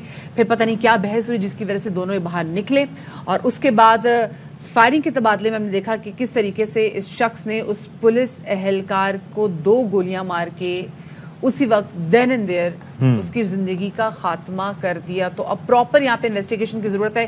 یہ شخص تو بھاگ گیا اپنے گھر سے اور اس کے والدین نے قطع تعلقی کا اظہار کر دیا. انہوں نے کہا کہ ہمیں ہمارے بیٹے کے کسی بھی فیل سے ہمارا کوئی بھی تعلق نہیں ہے. تو ہمارے نمائندے جو ہیں نذیر شاہ اس وقت ہمارے ساتھ موجود ہیں. نذیر, یہ واقعہ جب رپورٹ ہوا تھا تو فوری طور کی بات بھی کی گئی تھی اور اس کے بعد اس کی گرفتاری کے لیے چھاپے بھی مارے جا رہے تھے. جو جس گاڑی میں فرار ہوا تھا اس کی ڈیٹیلز بھی جاری کر دی گئی تھی. ایئرپورٹ پہ اس کی تصویر دے دی گئی تھی کہ کہیں سے بھاگ نہ سکے. کافی دیر سے مطلب یعنی کہ آپ یہ دیکھیں یہ واقعہ رات کو پیش جب آیا اور جب آپ کو یہ اندازہ ہو گیا کہ ہی از مطلب انفلوئنشیل ہے یہ بندہ, یعنی کہ کہیں اور کا شہری ہے, فوراً جاتے آپ کو پتہ لگ گیا. تو اس کے بعد 4:30 بجے آپ نے جا کے ایئرپورٹ حکام کو مطلع کیا, یعنی کہ اگر اس سے آدھا گھنٹہ پہلے بھی آپ کر دیتے تو اس کی بورڈنگ یا ایون جہاز میں بیٹھے ہوئے بھی آف لوڈ کیا جا سکتا تھا. مطلب اتنے آپ کے پاس ریسورسز ہوتے ہیں, یہاں پر ممکنات میں سے ہے, لیکن ایسا نہیں ہو سکا اور اس کے بعد وہ بازانی ملک سے فرار ہونے میں کامیاب ہو گیا. اچھا, ایک چیز جو واضح تھی وہ یہ تھی کہ ہی نیو کہ he could get away with that, لیکن دوسری چیز ہے جس کے اوپر میں روشنی ڈالنا چاہوں گا کہ یہ معلوم تھا کہ یہ پری میڈیٹیٹڈ مرڈر نہیں ہے. پری میڈیٹیڈ مرڈر وہ ہوتا ہے جس کے اندر آپ سوچ سمجھ کے پہلے سے آپ نے پلان کیا ہوا تھا کہ آپ نے یہ کرنا ہوتا ہے. یہ اسپر آف دا مومنٹ میں ہوا, لیکن ہوا کیوں؟ نذیر شاہ ہمارے ساتھ موجود ہیں, ان سے ذرا بات کرتے ہیں. نذیر, کافی ساری تفصیلات آپ نے بھی حاصل کر لی ہوں گی, اور ظاہر ہے کہ ہم بھی اس نوجوان پولیس اہلکار کے لیے جو کہ شاہین فورس سے جس کا تعلق تھا, ہم اس کے لیے جسٹس چاہتے ہیں کہ اس کو انصاف ملے. لیکن کیا یہ مروجہ طریقہ کار موجود ہے کہ اس طریقے سے کوئی پولیس اہلکار بائک پہ سوار آ کے آپ کو روکے اور پھر آپ ہی کی گاڑی میں بیٹھ کے, اور ظاہر ہے کہ ایک موبائل ہمیں نظر آتی ہے, میں اگر خود ٹریول کر رہا ہوں تو وہاں پر کوئی پولیس موبائل کھڑی ہو تو پھر بھی ایک سیفٹی کا احساس ہوتا ہے کہ ہاں جی یہ ہے. آج کل جعلی وردیوں کا, آج کل یہ اس طریقے سے ڈکیتیوں کا جس طریقے سے مختلف بہروپ بدل کے ایک طریقہ کار عام ہو چکا ہے, تو اس کے اندر آپ نہیں سمجھتے کہ یہ طریقہ کار تھوڑا سا پولیس کو اپنا ریکنسیڈر کرنا چاہیے, اور خاص طور پر ملزم کی گاڑی میں جبکہ وہ آرمڈ ہے اس کے ساتھ بیٹھ کے اس طرح سے جانا؟ بالکل دیکھیں, سب سے پہلے تو میں آپ کو یہ بتا دوں کہ ایڈیشنل جی کراچی کی جانب سے جب اس فورس کو لانچ کیا گیا تھا تو واضح طور پر بتا دیا گیا تھا یہ فورس صرف اور صرف اسٹریٹ کرائم کی روک تھام کے لیے, نہ یہ کسی گاڑی کو چیک کر سکتی ہے, نہ یہ روک کر تلاشی لے سکتی ہے. اگر ان کو کسی جگہ پر لا اینڈ آرڈر کی سچویشن نظر آتی ہے تو یہ اس صورتحال کے مطابق اس پر فوری ایکشن لے سکتے ہیں. تو یہ بھی معاملہ بظاہر ایسا ہی لگتا ہے کہ کوئی ایسی ہنگامی صورتحال ہوئی جس پر ان کو ایکشن لینا پڑا, اور گراؤنڈ ریئلٹی کیا تھی یا تو جو بچ جانے والے سپاہی ہے وہ بتا سکتا ہے, اس سے مکمل تفتیش کی جائے, یا جو C C T V footage digital evidence ہے وہ سامنے آئے تو اس کے بعد پتہ چل سکتا ہے کہ ایگزیکٹلی صورتحال کیا تھی. کیونکہ 2 دن سے جب سے ہم یہ چیز دیکھ رہے ہیں تو ہمیں بھی صورتحال ابھی مکمل طور پر واضح نہیں ہو سکی, کیونکہ جب پولیس کوئی صورتحال واضح نہیں ہوئی ہے. نذیر شاہ, پہلے ہمارے ناظرین کے لیے پورا واقعہ شروع سے لے کے ایک دفعہ بتائیے گا کہ یہ ہوا کیا, مطلب یہ کیسے فالو کرنا شروع کیا؟ دیکھیں, میں نے اس کی ایف آئی آر پڑھی ہے. اس ایف آئی آر میں یہ لکھا ہوا ہے کہ عبد الرحمان اپنے ساتھی امین الحق کے ساتھ گشت پر تھا. اسی دوران ان کو ایک کار جاتی ہوئی دکھائی دی جس میں سے چیخنے چلانے کی آوازیں آ رہی تھی کسی لڑکی کی. انہوں نے اس گاڑی کا پیچھا کیا اور اس کو عبداللہ شاہ غازی کے مزار کے قریب جا کر جیسے ہی روکا تو اس گاڑی پولیس کو دیکھ کر اس لڑکی نے ہمت دکھائی اور وہ گاڑی سے اتر کر بھاگ گئی. اس کے بعد انہوں نے اس لڑکے کو روکا اور وہ جو ویڈیو بنانے والی ایک فوٹیج سامنے آئی تھی, موبائل فوٹیج, تو وہ پہلی ویڈیو تھی جب ان کی تکرار ہو رہی تھی, تلخ کلامی ہو رہی تھی. اس کے بعد جب اس کو تھانے جانے کا کہا تو پھر اگلی ایک سی سی ٹی وی فوٹیج آئی ہے جس کے اندر سے وہ ایک کار سے نکل کر دونوں ایک دوسرے پر فائر کرتے نظر آ رہے ہیں. اس میں کسی میں بھی پولیس اہلکار نے بات نہیں کی کہ وہ لڑکی کون تھی, اس لڑکی کو کہاں سے اٹھایا تھا, وہ لڑکی چیخ کیوں رہی تھی, جتنی بھی وہ لڑکی جیسے بھی آپ نے کہا نا کہ وہ بھاگ گئی. اب یہ تو وہ ہے کہ لڑکی کو اٹھا کے لے کے جا رہا تھا, تو اب ہم نے کسی بھی ویڈیو میں ہم نے اس لڑکی کا تذکرہ تک نہیں سنا, کیونکہ یہ تو بڑا آسان ہے نا کہ کہہ دینا کہ پوچھ سکتا تھا نا کہ وہ لڑکی کون تھی, اس کا آپ کے ساتھ کیا تعلق تھا, وہ چیخ کیوں رہی تھی, وہ کیوں بھاگی, اور وہ لڑکی ہے کہاں, اور وہ بھاگی کیسے پولیس کی موجودگی میں. بالکل اس بات کو ثابت کرنے کے لیے 2 چیزیں سامنے آ سکتی ہیں. ایک وہ عینی شاہد جس نے یہ واقعہ اپنی آنکھ سے دیکھا ہو اور وہ کہے کہ ہاں اس کے اندر لڑکی تھی اور وہ بھاگی, اور دوسرا طریقہ کار ہوتا ہے ڈیجیٹل ایویڈنس, یعنی کہ سی سی ٹی وی کیمرے میں کسی جگہ بھی وہ لڑکی اس کو بٹھاتے ہوئے یا لے جاتے ہوئے نظر آئے. اور دوسرا میں ایک اور چیز ایڈ کر دوں کہ یہ جو ملزم فرار ہوا ہے اس کے اندر ہمیں 2 اداروں کے درمیان رابطوں کا فقدان نظر آیا ہے.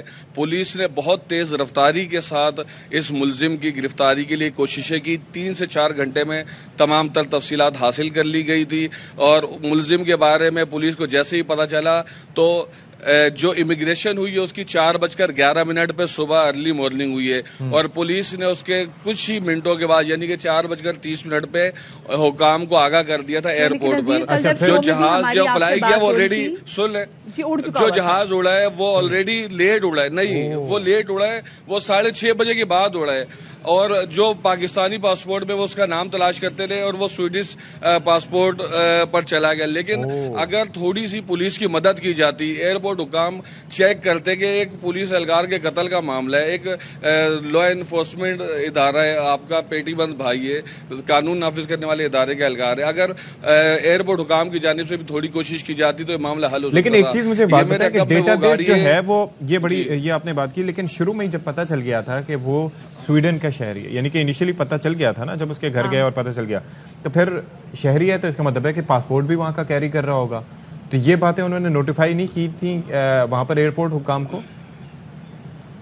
دیکھیں جب پولیس ان کے والدین کے گھر پہنچی ہے تو انہوں نے اس معاملے کی صورتحال کو دیکھتے ہوئے شاید اپنے بیٹے سے لاتعلقی کا اظہار کیا، بلکہ ان کا کہنا تھا کہ وہ بہت بدتمیز ہے اور ہم تو اس سے بالکل لاتعلقی اختیار کر رہے ہیں، اس نے جیسا کیا.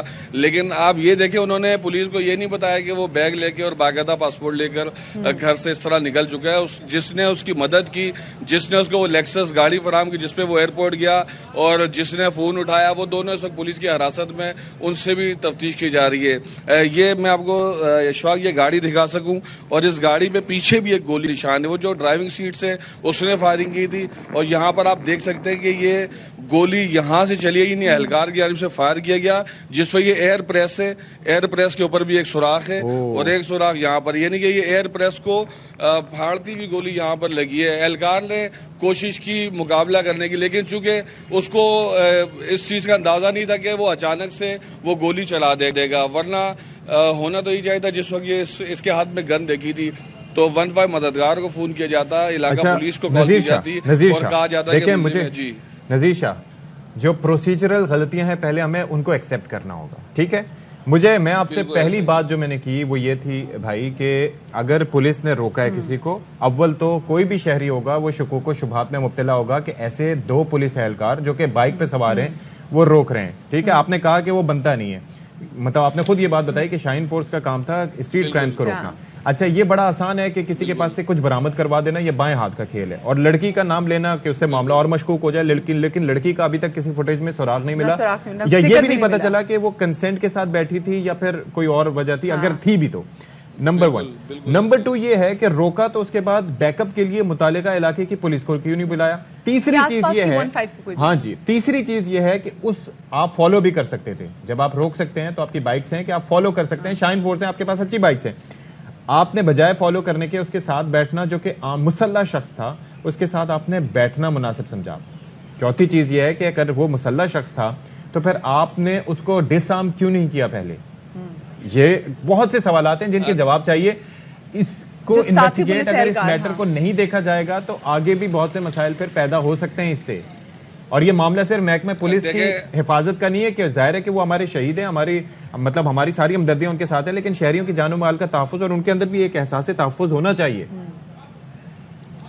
بالکل دیکھیں یہ جو اہلکار شہید ہوا یہ ہمارا محافظ تھا، ہمارا بھائی تھا، لیکن اس پورے معاملے کی تفتیش کے لیے اور ملزم کے فرار ہونے پر D I G south Irfan Baloch کی جانب سے ایس ایس پی ساؤتھ کی سربراہی میں ایک ٹیم تشکیل دی گئی ہے، جس کے اندر جو اعلیٰ پولیس حکام شامل ہیں، جو اس پورے معاملے کو شروع سے اینڈ تک اس کو دیکھیں گے کہ یہ معاملہ کیسے ہوا تھا اور کس طریقے سے اس کو انجام تک پہنچایا جانتا ہے، لیکن کہاں کہاں اس میں جھول آئے. اس کے ساتھ ساتھ یہ بھی دیکھا جائے گا کہ یہ ملزم فرار کیسے ہوا اور اب اس کو واپس کیسے لایا جائے. تو ان تمام جو نقطے ہیں تمام زاویوں سے اس کے اوپر تفتیش کی جائے گی. شاہین فورس کے ایک تو پہلے ویڈیو بنائی جب آپس میں دونوں کی بات چیت چل رہی تھی، انہوں نے کہا جی تم مجھے گولی چلاؤ گے تو میں شہید ہو جاؤں گا، اس نے کہا تم مجھ پہ گولی چلاؤ گے تو میں شہید ہو جاؤں گا. وہ بیٹھا اس کے ساتھ چلا گیا.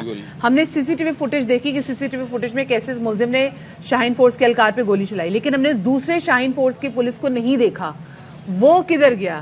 تو اب اس کو بھی شامل تفتیش کرنا بہت زیادہ ضروری ہے کہ ایگزیکٹلی ویڈیو تو بنا لی لیکن اور بہت ساری ایسی کیا چیزیں بھی کیوں انہوں نے اس بات کو ترجیح دی کہ وہ ساتھ بیٹھے گا اس کے. بالکل دیکھیں یہ ایک ایسا عمل تھا جس کو پولیس افسران کی جانب سے بھی حیرت کا اظہار کیا گیا کہ وہ ایک مسلح شخص کے ساتھ اکیلا کیوں جا رہا تھا. دوسری بات جو پولیس اہلکار کی جانب سے بتائی گئی اس کا یہ کہنا تھا کہ میں اس گاڑی کے پیچھے ہی تھا، لیکن اس ملزم نے اچانک سے کار تیزی سے دوڑا دی اور گلیوں میں مختلف علاقوں سے ہوتا ہوا وہ آگے پیچھے گاڑی دوڑانے لگا، جس وجہ سے گاڑی اس سے مس ہو گئی تھی. بائک کو چکما دے دیا برق رفتار بائک والے کو، اور بائک والے تو وہ کہا جاتا ہے کہ ٹریفک جیم بھی ہو تو فٹ پاتھوں کے اوپر سے بھی راستہ بنا لیتے ہیں. اس نے اس کو جو کہ تربیت یافتہ پولیس اہلکار تھا اس کو چکما دے دیا، جس کا نام ہی ایک ایسی فورس سے تھا جو اپنی سبک رفتاری کی وجہ سے جانی جاتی ہے، یعنی کہ شاہین فورس، اور وہ پیچھے رہ گیا. اور اس میں یہاں پر بھی آ کے مکالمہ ہوا اور اس کے بعد اس نے گولی چلائی اور وہ تب بھی وہاں پر نہ پہنچا. ایک اور چیز نذیر، جب کل ہم نے یہ اپنے شو میں خبر بریک کی تھی اس وقت تک کیا یہ جو ملزم تھا یہ اس ملک سے فرار ہو چکا تھا؟ کیونکہ جب ہم نے یہ خبر بریک کی تھی تو صبح کے کوئی 10 بجے. ہاں تو وہ 6:30 بجے چلا گیا تھا نا، وہ فرار ہو چکا، 6:30 بجے جا چکا تھا. دیکھیں میرے اندازے کے مطابق جس وقت ہم وہ CCTV چلا رہے تھے اس وقت وہ استنبول میں ویٹنگ لانچ میں بیٹھا ہوگا، کیونکہ وہ جو سویڈن گئے تو وایا استنبول گئے اور کنیکٹنگ فلائٹ تھی، تو وہ اس وقت استنبول میں لانچ میں بیٹھا ہوا کافی پی رہا ہوگا اور ہمارے اداروں پہ ہنس رہا ہوگا کہ کیسے انہوں نے ایک قانون نافذ کرنے والے ادارے کے اہلکار کو قتل کیا، اتنے آرام سے امیگریشن پاس کیا اور اس کے بعد چلا گیا۔ ایک چیز اور بھی سامنے آئی ہے کہ اس کے ایئرپورٹ پہنچنے سے پہلے اس کا امیگریشن بھی ہو چکا تھا۔ اس کے سہولت کاروں کو بھی ویسی سزا دینی چاہیے کہ انہوں نے جانتے بوجھتے ہوئے کیسے اس ملزم کو فرار کرایا جس نے ہمارے محافظ کو قتل کیا۔ والا یہ ملزم تھا کہ آپ ایئرپورٹ پہنچے بھی نہیں اور آپ کی امیگریشن ہو گئی ہے، اس کو لائن میں نہیں لگنے دیا۔ بہت شکریہ جی، ہمارے ساتھ موجود تھے ہمارے کرائم رپورٹر نذیر شاہ جو تمام تر جو واقعہ ہے اس حوالے سے بتا رہے تھے، اور بہت سارے سوالات آف کورس یہاں پہ کھڑے ہوتے ہیں پولیس کے اوپر بھی اور اس شخص کے اوپر بھی اور اس کو پروٹیکٹ کرنے والوں کے اوپر بھی کہ کس طریقے سے انہوں نے یہ ساری کارروائی عمل میں لائی، لیکن شاہین فورس کے جو کام کرنے کا طریقہ کار ہے اس کو بھی ریوزٹ کرنا بہت ضروری ہے۔ جو ہمارا پولیس اہلکار اس سارے واقعے میں اپنی جان سے گیا، ہماری ہمدردیاں اس کی شادی تھی، ساری بڑا ایک مشکل مرحلہ ہوگا اس کے گھر والوں کے لیے، تو اللہ تعالیٰ ان کو صبر نصیب کرے۔ الہی آمین۔ اچھا، ایک اہم ایشو کی جانب آپ کی توجہ مبذول کروانے کی کوشش کریں گے، وہ یہ کہ ہمارے گھر میں ہم اکثر دیکھتے ہیں کہ بڑے آپس میں لڑائی کرتے ہیں اور جو چھوٹے ہوتے ہیں ان کو منع کیا جاتا ہے کہ بس تم چپ رہنا، تم لوگ بالکل اس میں کوئی مزید فیول ایڈ مت کرنا۔ ایک تو یہ صورتحال ہوتی ہے، ایک ہوتی ہے جب بچے بالکل چھوٹے چھوٹے ہوتے ہیں نا اور ماں باپ کی کسی نہ کسی صورت میں نوک جھونک ہو رہی ہے، تو ہمیں لگتا ہے کہ نہیں یہ تو نارمل سی چیز ہے۔ وہ نوک جھونک بچوں کے پورے مینٹل پروسیس کو چینج کر کے رکھ دیتی ہے۔ ابھی کووڈ کے ٹائم میں ہم نے دیکھا کہ کتنے ڈومیسٹک وائلنس کے جو کیسز تھے وہ بڑے تھے because people were working from home, اور اس میں پھر ہم نے دیکھا کہ کتنے میسو لیول پہ تھراپسٹ ہیں، کاؤنسلرز ہیں، وہ بتا رہے تھے کہ انہوں نے کتنے میسو لیول پہ ان بچوں کی کاؤنسلنگ کی ہے، تھراپی کی ہے جو کہ گھروں میں رہے ہیں، اور انہوں نے پھر ماں باپ کے درمیان فائٹس ہوتی ہوئی دیکھی ہیں۔ وہ تمام تر چیزیں جو بچوں نے نہیں دیکھی تھی اس پورے اسنا میں وہ تمام تر چیزیں بچوں کے سامنے آ گئی کہ جو کہ بچوں کو اس وقت سمجھ نہیں آتی جب وہ چھوٹے ہوتے ہیں، ٹھیک ہے، ایک ایج ہوتی ہے، وہ دیکھ رہے ہوتے ہیں، ان کے دماغ میں ان کی میموریز وہ محفوظ رہ جاتی ہے، لیکن جیسے وہ ایز دے گرو اپ، جب وہ بڑے ہوتے جاتے ہیں تو وہ ان کو چیزیں سمجھ آنا شروع ہوتی ہے کہ ہاں جی اس وقت یہ بات ہو رہی تھی تو اس کا مقصد یہ تھا، اس وقت میرے والد صاحب نے میری والدہ کو یہ کہا، اس کا مقصد یہ تھا، یا والدہ نے جواب میں یہ کہا، یا کس نے یہ چیزیں شروع کی تھی۔ اب وہ آپ کے ذہن میں بیٹھ جاتی ہیں، پھر آپ کی شخصیت کے اوپر ایک ٹرامیٹک چائلڈہڈ کی وجہ سے ایک بعض اوقات ایسا ہوتا ہے کہ انمٹ نقوش چھوڑ دیتی ہیں، آپ کے لیے نارملائز چیزیں ہو جاتی ہیں نا، آپ کی شخصیت سازی میں ان کا بڑا اہم کردار، نارملائز چیزیں ہو جاتی ہیں۔ اگر آپ کا باپ آپ کی ماں کو مارا تو آپ کو لگ رہا ہے یہ نارمل ہے کیونکہ میرا باپ ایک اسٹرانگ ہے، میری ماں ایک ویک ہے، تو اسٹرانگ بندہ غصے میں میری ماں کو مار سکتا ہے، کیونکہ مائیں بھی پھر نارمل ہو جاتی ہیں، اسٹڈیز بھی ہیں نا، یعنی کہ بعض بچوں کو آپ دیکھیں کہ ان کے سامنے آپ ذرا سی اونچی آواز میں بات کریں، یہ میں نومولود بچوں کی بات کر رہا ہوں، تو وہ ڈر کے رونا شروع کر سکتے ہیں۔ دوسری جانب بعض بچے ان کے سامنے آپ باجے بجاتے رہو ان کو فرق نہیں پڑتا۔ بالکل، this is how you handle them, اور بچے وہ کرتے ہیں جو آپ کرتے ہیں، وہ نہیں کرتے جو آپ کہتے ہیں۔ اسی والے سے بات کریں گے، ہمارے ساتھ موجود ہیں ماہر نفسیات assistant professor doctor Nasreen Bano, ان کو شامل گفتگو کریں گے، ہمارے ساتھ اسٹوڈیوز میں موجود ہیں۔ السلام علیکم ڈاکٹر صاحبہ، اینڈ ویلکم ٹو باخبر سویرا۔ ڈاکٹر صاحبہ، پیرنٹس کو آئیڈیا نہیں ہوتا، چاہتے ہوئے نہ چاہتے ہوئے وہ یہ اس چیز کا لحاظ نہیں کرتے کہ وہ جس لینگویج کا استعمال کر رہے ہیں گھر میں اور جس طریقے سے اپنا غصہ وینٹ آؤٹ کر رہے ہیں، یا اپنے صبح کے دن کی جو باہر نکلتے ہیں سارے کام کی فرسٹریشن جس طریقے سے نکال رہے ہیں، اس کو کیسے نکالیں اور بچوں کے سامنے نہ نکالیں، کیونکہ بچے ہر چیز دیکھ رہے ہیں اور بچے سب چیزیں لرن کر رہے ہیں۔ Okay, thank you so much for inviting me here in the program. This is a very important thing جو کہ ریئلی ہوتا ہے، اینڈ ایوری فیملی کے اندر کوئی آئیڈیل سچویشن پاسبل نہیں ہو سکتی، کبھی بھی نہیں ہو سکتی۔ ہم چاہتے ہوئے بھی آئیڈیل سچویشن نہیں رکھ سکتے کہ جس میں ہم بچوں کو جو ہے ہم کہتے ہیں کہ نہیں ان کے سامنے نہیں ہونی چاہیے، یا جو ہے ان کے اوپر کوئی ایسے تنقید نہیں ہونا چاہیے، یا اس طرح کی جو ہے تو میں نہیں ہونا چاہیے۔ پاسبلٹی ہے، ہر گھر میں ہے، ہر جگہ یہ کانفلکٹس ہو سکتی ہے، بٹ ہمیں کیسے بچے سے اس چیز کو یعنی اس کا اثر نہ ہو، یا کس طرح سے بچے کو پروٹیکٹ کیا جا سکتا ہے، سیکیور کیا جا سکتا ہے، اس کے کچھ طریقے ہو سکتے ہیں۔ لائک فار انسٹنس، اگر بچے کے سامنے ہم کسی ایشو کے اوپر بات کرتے ہیں تو اس کو اگر ہم چیخ کے چلا کے بات کرنے کے بجائے ہم اپنے پوائنٹ کو جو ہے ہماری جو کمیونیکیشن کا وے ہے اس کو ہم بہت آرام دھیمے لہجے سے ڈسکشن کے تھرو بھی کر سکتے ہیں. ایک چیز یہ ممکن ہو سکتا ہے. سیکنڈلی ٹھیک ہے اگر کبھی کبھار ہم سے یہ کنٹرول بھی نہیں ہوتا کیونکہ غصہ ہوتا ہے, دوسرے اور فیکٹرز ہوتے ہیں جو اس وقت امپیکٹ کر رہی ہوتی ہیں, تو ایسے صورتحال میں یہ بھی پاسبلٹی ہے کہ چلے ٹھیک ہے آپ نے غلطی سے چاہتے ہوئے نہ چاہتے ہوئے انٹینشنلی ان انٹینشنلی ایک آرگیومنٹ کر لیا, but now you must guide your child why this happened, یہ ایسا کس طرح سے ممکن ہوا جو کہ نہیں ہونا چاہیے تھا, اور اس میں آپ اپنے چائلڈ کو اس ناگوار بیہیویئر کے لیے, انفیوریبل بیہیویئر کے لیے اگر آپ فارگیونیس کا بھی تقاضا کرتے ہیں یا اس سے جو ہے نا کہ یہ آپ اس طرح کی اس میں آپ کی انوالومنٹ نہیں ہونی چاہیے, یا اس سے آپ ایکسیپٹ کرتے ہیں اپنے مسٹیک کو کہ اس وقت ہوا ہے, ٹھیک ہے, دیٹس ریئلی امپورٹنٹ کہ بچے کو اگر بچہ یہ لرن بھی کر لیتا ہے تو ساتھ ساتھ اس سچویشن میں جو غلطی ہوئی ہیں اس کو ایکسیپٹ کرنا اور اس کے ساتھ جو ہے اپولوجائز کرنے کی ایک جو ہے بیہیویئر بھی سیکھ سکتا ہے. ایک اور چیز بھی ہے, اگر یہ ہو گیا ایک ایسا بیہیویئر ہو گیا, اس کے بعد آپ نے بچے کو یہ سکھا دیا کہ آپ نے اپولوجیٹک ہونا ہے اور آپ نے یہ چیز, پھر اس کے بعد وہ چیز دوبارہ ریپیٹ ہوتی ہے, مطلب اس کے بعد ریپیٹ ہوتی ہے وہ چیز, اور وہ بچہ وہ دیکھتا ہے کہ دس از اے سائیکل, ایک جانب مس بہیو کرنا, ایشو کرنا, پھر اس کے بعد اپولوجائز کرنا, پھر اس کے بعد ایشو کریٹ کرنا, پھر اس کے بعد اپولوجائز کرنا, تو آپ نہیں سمجھتے کہ یہ ایک ویشس سائیکل بن جاتا ہے؟ ایگزیکٹلی. تو دیٹس سم تھنگ کہ مسٹیکس کرنے کا مطلب یہ نہیں ہے کہ آپ بار بار اسے دہرا لیں, ٹھیک ہے. That for that as I mention کہ ہمیں سب سے بہتر طریقہ یہ ہوتا ہے کہ ایک تو یہ کہ ہم اپنے ایشوز کو جو ہیں وہ چیزیں جس میں اگر ہمیں لگتا ہے کہ بچے کی انوالومنٹ ضروری ہے وہ ٹیبل ڈسکشن کے تھرو کر سکتے ہیں, لیکن اگر ہمیں لگتا ہے کہ پیرنٹس کو یہ لگتا ہے کہ اس میں بچے کا رول یا اس کا جو ایک انوالومنٹ نیسسری نہیں ہے یا اس کے لیے یہ تھریٹننگ ہو سکتا ہے, اس کی پرسنالٹی ڈیولپمنٹ پہ نیگیٹیولی امپیکٹ ڈال سکتا ہے, تو اس میں بہتر طریقہ یہ ہوتا ہے کہ آپ ایز پارٹنرس یا جو بھی بڑے لوگ ہیں گھر کے جس کا ڈسکشن ہے اس میں بچے کے سامنے کرنے سے جو ہے گریز کرے, اس کو نہ کرے, اور اگر کرتے بھی ہیں تو اس لیول پہ جو آپ کا پوائنٹ آف ڈسکشن ہے یا آپ کا ایجنڈا آف ڈسکشن ہے اس کو اس طرح سے رکھے کہ اس میں کمیونیکیشن کا وے جو ہے وہ اس طرح کا ہو کہ جس کی وجہ سے جو ہے نا بچہ نیگیٹو چیزوں کو, یعنی کوئی نیگیٹو چیزیں اس میں نہ ہو, ایگریشن کا ایلیمنٹ نہ ہو, جس سے جو ہے بچہ سمجھ سکے. لیکن جب آپ نے کمیونیکیشن کی بات کی تو ہمارے ہاں مسئلہ یہ ہے کہ بہت سارے پیرنٹس کو صحیح ابھی بھی نہیں معلوم کہ بچوں کے ساتھ صحیح کمیونیکیٹ کرنے کا ذریعہ کیا ہوتا ہے. بچہ جب, کیونکہ دیکھیں بچہ ہے, بچے کی فطرت ہے, بچہ کیوریس ہوتا ہے, وہ سوال پوچھتا ہے, اور بچہ جب بار بار ماں باپ کو مخاطب کرتا ہے, سوال پوچھتا ہے, تو ماں باپ کیونکہ بیچارے اپنی جو بھی زندگی جو بھی ٹینشن چل رہی ہوتی ہیں, جو وہ کنسیل کر کے چل رہے ہوتے ہیں, وہ بچے کو سنب کرتے ہیں.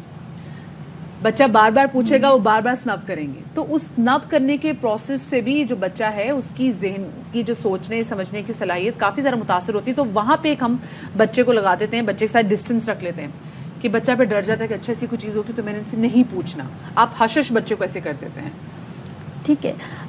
سو جو پوائنٹ یہاں پہ ہے کہ بچوں کے سوالات ہوتے ہیں یا بچے جو ہے کیوریس ہوتے ہیں میٹرز کو جاننے کے لیے, ٹھیک ہے, بچوں کا بھی رائٹ ہوتا ہے, ٹھیک ہے, جیسے بچے پوچھے آپ نے کیوں شاؤٹ کیا, آپ نے کیوں مارا ماما کو, کوئی بھی ایسی چیز ہو, ٹھیک ہے, صحیح ہے. تو دیکھیں یقیناً یہ چیزیں ہوتی ہیں. اگین میں یہی کہوں کہ آئیڈیل سچویشن نہیں ہو سکتا ہے, گھروں میں یہ چیزیں ہوتی ہیں. ایک فیکٹر یہ ہوتا ہے کہ ہم اس کو نہیں کر سکتے ہیں. دوسرا یہ ہے کہ ظاہر ہے اگر ہم ایک چیز اس کو کرتے اور بچہ پوچھتے ہیں تو بچوں کو جو ہے ہمیں جینوئن ریزنز بتانے کی ضرورت ہوتی ہے کہ بچے کو, لیکن اس کے ساتھ گائیڈ بھی کرنے کی ضرورت ہوتی ہے کہ وٹ از ہیئر, کیا فیکٹرز تھی جن کی وجہ سے یہ جو ہے آپ کا جو ایک کنفلکٹ ہوئی ہیں یا ایک آرگیومنٹ ہوئی ہیں, یا کیا چیزوں کی وجہ سے جو ہے اس نتیجے پر آئے ہیں. ایک چیز مجھے بتائیے گا کہ آپ کے پاس ظاہر ہے کہ بہت سے لوگ آتے ہوں گے, کپلز بھی آتے ہوں گے, وہ آ کے اپنے, کیا جس ایج گروپ میں, اس سے ایج گروپ میٹر کرتا ہے کہ کس ایج گروپ کے لوگوں میں لرننگ کی یا کریکٹیو بیہیویئر اپنانے کی زیادہ سخت ہوتی ہے, یا پھر یہ لوگوں کی پرسنالٹیز پہ منحصر ہوتا ہے کہ وہ کتنا ایکسیپٹ کرنا چاہیں؟ آپ کے پاس ظاہر ہے کہ اسٹیٹس ہوتے ہوں گے نا کہ اتنے لوگ میرے پاس آئے, انہوں نے اس سے مجھ سے یہ بات کی اور میں نے ان کی کاؤنسلنگ کی, اور اس سے ان کی زندگی,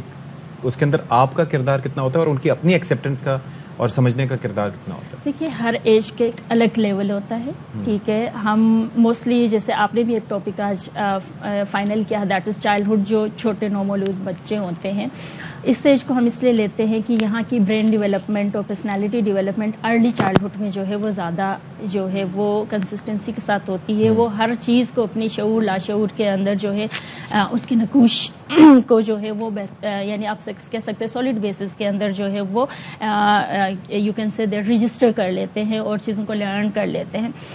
اس کے ساتھ جب ایک بچہ ایڈولسنس کے اندر آتا ہے تو وہاں کی ٹرانزیشن میں ان کے ڈفرینٹ رولز آتی ہیں. وہاں پہ ان کی ایک آئیڈینٹی کا رول آتا ہے, وہاں پہ ان کے ڈفرینٹ پیئر گروپ بنتے ہیں, چیزیں ہوتی ہیں, تو وہاں پہ اس کا اثر الگ ہوتا ہے. اچھا, ہمارے نا ڈاکٹر صاحب ایک مسئلہ یہ ہے ویسٹ میں اگر دیکھا جائے نا تو وہاں پر باقاعدگی سے بچوں سے پوچھتے ہیں ان کے گھر کے ماحول کے بارے میں. جی, کاؤنسلنگ ہوتی ہے باقاعدہ. کاؤنسلنگ تو آگے جا کے آتی ہے, لیکن پہلے پوچھا جاتا ہے کہ آپ کے گھر میں کیا آپ کے پیرنٹس نے آپ کو ڈانٹا تو نہیں, آپ کے پیرنٹس کی آپس میں لڑائی تو نہیں ہوئی, آپ کے گھر کا ماحول ٹھیک ہے, گھر میں کوئی ایسی چیز تو نہیں ہے, آپ کے پیرنٹس آپ پہ شاؤٹ تو نہیں کرتے, وہ آپس میں شاؤٹ تو نہیں کرتے, کیونکہ ان کو پتا ہے کہ یہ بچہ ہمارے لیے کتنا قیمتی ہے.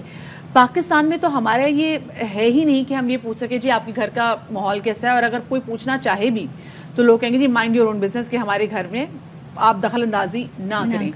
کووڈ کے ٹائم کے بعد سے میں خود بھی ایک ایسی مہم کے والنٹیئر میں رہ چکی ہوئی ہوں جس میں جو بچے جو اسپیسیفکلی گھر رہے تھے ان سے ایک طریقے سے پوچھا کہ جی آپ نے گھر رہ کے کیسا فیل کیا, کتنی اچھی آپ کی بانڈنگ ہوئی ہے, اچھا آپ کے والد ڈانٹتے تو نہیں, گھر میں لڑائی تو نہیں ہوتی, تو کیوں ہوتی ہے, اور پھر ایک طریقے سے جن پیرنٹس کو آپ اپروچ کر سکتے تھے آپ نے کیا. ہم اس کو ویسے اپنے ایک نارمل پریکٹس کا حصہ کیوں نہیں بناتے؟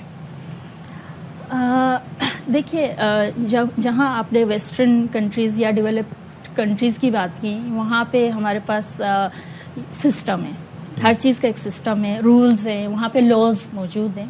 ٹھیک ہے, یہاں پہ ہمارے پاس ایون ابھی چائلڈ لیبر یا چائلڈ جو پروٹیکشن لاز تو کسی حد تک آئی ہیں, لیکن ان کی امپلیمنٹیشن سچ نہیں ہے کہ جس سے ہم پیرنٹس کو باؤنڈ کر سکے ڈومیسٹکلی بچے کو ٹریٹ کیسے کرنا ہے, وائلنس نہیں کرنی ہے, ابیوز نہیں کرنا ہے. ٹھیک ہے, it's not about physical abuse, emotional abuse نہیں کرنا ہے. ان کی امپلیمنٹیشن میں کہیں نہ کہیں آئی کین اسٹیٹ یا مینشن دیٹ کہ شاید گورنمنٹ کا بھی رول ہو سکتا ہے, کیونکہ وہاں پہ اسٹیٹ اون کرتی ہے بچے کو. ایگزیکٹلی, بچے ماں باپ کی غفلت کی وجہ سے بچے کو چھوٹی سی چوٹ بھی آ جائے تو وہ لے جاتے ہیں. وہ لے جاتے ہیں. ایگزیکٹلی, یس, کیونکہ ہمارے پاس کوئی ایسی لائن نہیں ہے یہاں, ہمارے پاس کوئی ایسی چیز نہیں ہے کہ ہم کسی کو رپورٹ کر سکیں, ہمارے بچے کسی کو رپورٹ کر سکے, یا کوئی ایجنسی ہمارے پاس ایسی ہوں, کوئی ہمارے پاس ایسی you can say that rules and regulation والے ہوں جو آ کے پوچھ سکیں, کیونکہ بیکاز اور اویئرنیس بھی نہیں ہے. انفیکٹ ایون جتنا اب تک اگر کوئی پروسیس ہوا ہے آن گورنمنٹل لیول, اس کی اویئرنیس کتنی ہماری جہاں سوسائٹی میں ہے. نو, تو اس لیے پیرنٹس کو چاہے خدا کے لیے آپ کی اپنی جو لڑائی ہوتی ہے نا, وہ ایک تو پہلی بات ہے وہ بند کمروں میں رکھی جائے تو زیادہ بہتر ہوتی ہے. جیسے ڈاکٹر صاحبہ نے کہا کہ آئیڈیل ماحول کہیں بھی نہیں ہوتا. کوشش کریں کہ اپنے بچوں, آپ کے بچوں جو ابھی بہت چھوٹے ہیں, انہوں نے زمانے کی وہ سختیاں دیکھنی آگے ہر ایک نے فیس کرنی ہے, تو اتنی چھوٹی سی عمر میں نا ان کو اتنی سختیوں سے بالکل آپ ایکسپوز نہ کرتے ہیں. آپ بالکل ایسے ہی ہے, تو بی ویری کیئرفل. ایک بریک لیتے ہیں جی.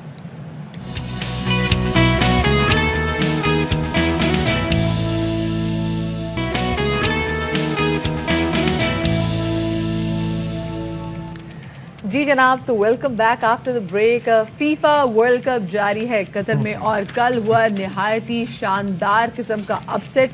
ارجنٹینا کا میچ تھا سعودی عرب سے. لوگوں کو لگ رہا تھا کہ بھائی ارجنٹینا مطلب میسی کی ٹیم ہے, بھائی بڑا ٹف ٹائم چھاڑ دینا ہے, انہوں نے چھاڑ کے رکھ دے گی. تو جناب سعودی عرب نے ان کو 2-1 سے شکست دی. نہ صرف یہ کہ 2-1 سے شکست دی, آپ سوچیں میسی کی بھی نہیں چلنے دی, اور آپ کو پتا ہے ارجنٹینا کو he did a remarkable job کہ جب کیپر سے مس ہوا and he was there to head it. wow. اچھا, کل کا میچ واز جس میں طریقے سے سعودیہ والوں نے سیلیبریٹ کیا ہے. کامنٹیٹر کی اگر آپ دیکھ لیں جی کمنٹری کیا تھی اور جس طریقے سے وہ سیلیبریٹ کر رہے تھے, تو میں چاہوں گی کہ ذرا وہ بھی ہم آپ کے سامنے رکھیں کہ کس طریقے سے وہ slip of very very very slip of the tongue تھا. اچھا, اس کے بعد جناب اسپین اور کوسٹاریکا کی ٹیمیں بھی آپس میں ہوں گی, پھر بیلجیم اور کینیڈا کے درمیان کھیلا جائے گا ایک میچ, اور پھر یہ ہے کہ اے اسپورٹس اور ایئرویز ایپ پہ براہ راست یہ میچ دیکھے جا سکیں گے.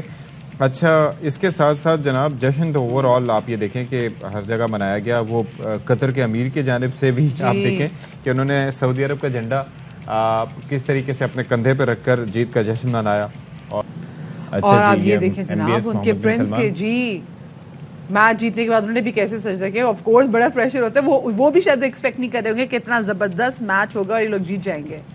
کیا بات ہے جی, زبردست مناظر دیکھیں. آئی ہوپ کہ this wasn't Saudi Arabia's last victory. I am sure کہ وہ بڑی اچھی پروگریس کریں. یہ فائدہ ہوتا ہے نا فٹ بال ورلڈ کپ میں اور کرکٹ ورلڈ کپ میں, دیٹ از دا ڈفرنس کہ یہاں پر 36 ٹیمیں ہیں, ٹھیک ہے, اور آپ کے کرکٹ ورلڈ کپ میں ٹوٹل 10-11 ہوتی ہیں, اس میں بھی 4-5 بالکل ہی وہ ایسے ہوتی ہیں, تو مطلب یہ.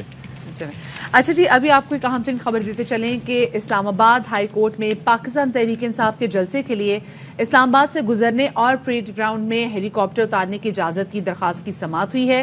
چیف جسٹس عامر فاروق نے پی ٹی آئی کے وکیل سے کہا کہ آپ کی استدعا ہے, میں ان کو ہدایت دوں جو میں نہیں دے سکتا. یہ انتظامیہ کا کام ہے, ہیلی پیڈ سروسز ہائی کورٹ تو نہیں دے سکتی, انتظامیہ نے قانون کے مطابق کام کرنا ہے. جی, تو یہ ابھی اس حوالے سے ریمارک سامنے آئے ہیں, اور درخواست یہ چیف جسٹس اسلام آباد ہائی کورٹ ہیں جن کی جانب سے موقف دیا گیا ہے, اور پھر یہ کہا گیا کہ جی ہائی کورٹ اس معاملے میں کیا کر سکتی ہے. وہ ہے بیسکلی ہم یہی تذکرہ کر رہے تھے کہ کس طریقے سے یہ پریڈ گراؤنڈ میں کس طریقے سے آئیں گے, فلائی کر کے آئیں گے, کیا کریں گے. وہ آپ نے بھی کل بات کی تھی کہ وہ ممکنہ طور پر اس کے لائسنس بھی کینسل کرنے کی بات ہو رہی تھی کہ فلائز دے ہیلی کاپٹر. تو پھر اب یہ بھی دیکھنا ہوگا. تو اب چیف جسٹس نے کہا کہ انتظامیہ نے قانون کے مطابق کام کرنا ہے. میں یہ تو نہیں کہوں گا کہ قانون کے مطابق کام نہ کریں. Chairman P T I helicopter پر اسلام آباد آئیں گے, اس کی بھی اجازت مانگی ہے, یہ وکیل کا موقف تھا, تو اس پہ آگے سے کہا گیا. تو اس میں ہائی کورٹ کیا کر سکتی ہے. بہرحال یہ 26 نومبر کے لیے ساری کی ساری تیاریاں ہو رہی ہیں, اور اس سے متعلق ظاہر ہے کہ عدالتوں سے ریلیف لینے کے لیے اور دو دن ہی تو رہ گئے اس حوالے سے. Arabic break.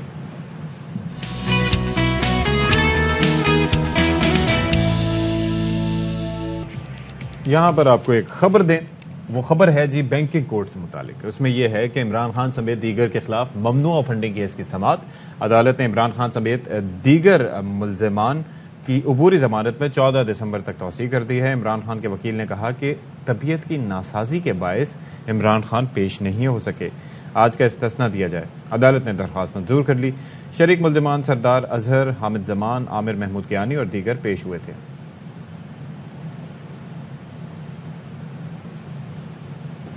اور اب ہم بات کریں گے پاک پتن کے حوالے سے, جہاں پر تقریباً 100 جوڑے جو ہیں رشتہ ازدواج میں منسلک ہوئے ایک فلاحی تنظیم کی جانب سے. اور انہوں نے کیا کیا, انہوں نے ان کو ہیلپ کیا. پنڈال میں ان کی جو شادی کے جو فنکشن ہے وہ انہوں نے ایک طریقے سے اسپانسر کیا.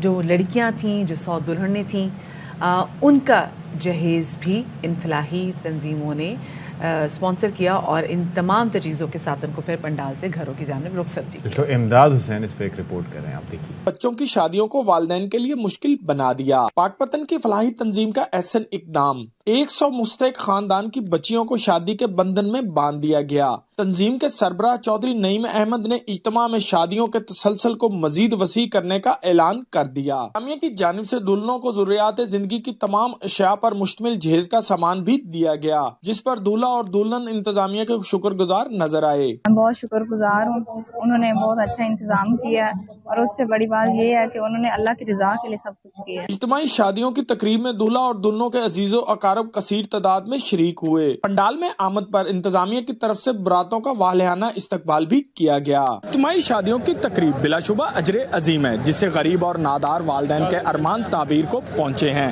کیمرہ ٹیم کے ساتھ امداد حسین, ARY نیوز, پاک پتن.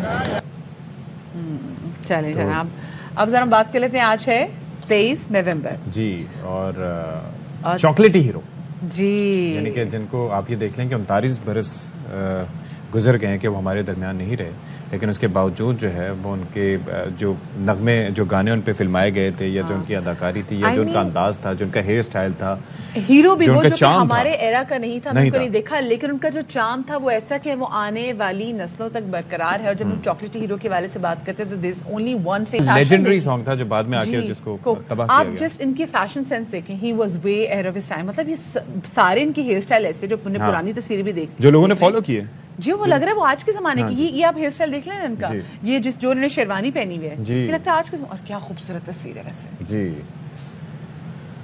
لیکن بہت نہایت کم عمری میں کہیں گے ہم کہ اس بھرپور جوانی میں اس دنیا سے رخصت ہو گئے. بہرحال اللہ ان کی منازل آگے کی آسان کرے. الہی آمین. Long time 39 years. لیکن ان کے کام کی وجہ سے ہم ہمیشہ ان کو یاد کرتے رہیں گے.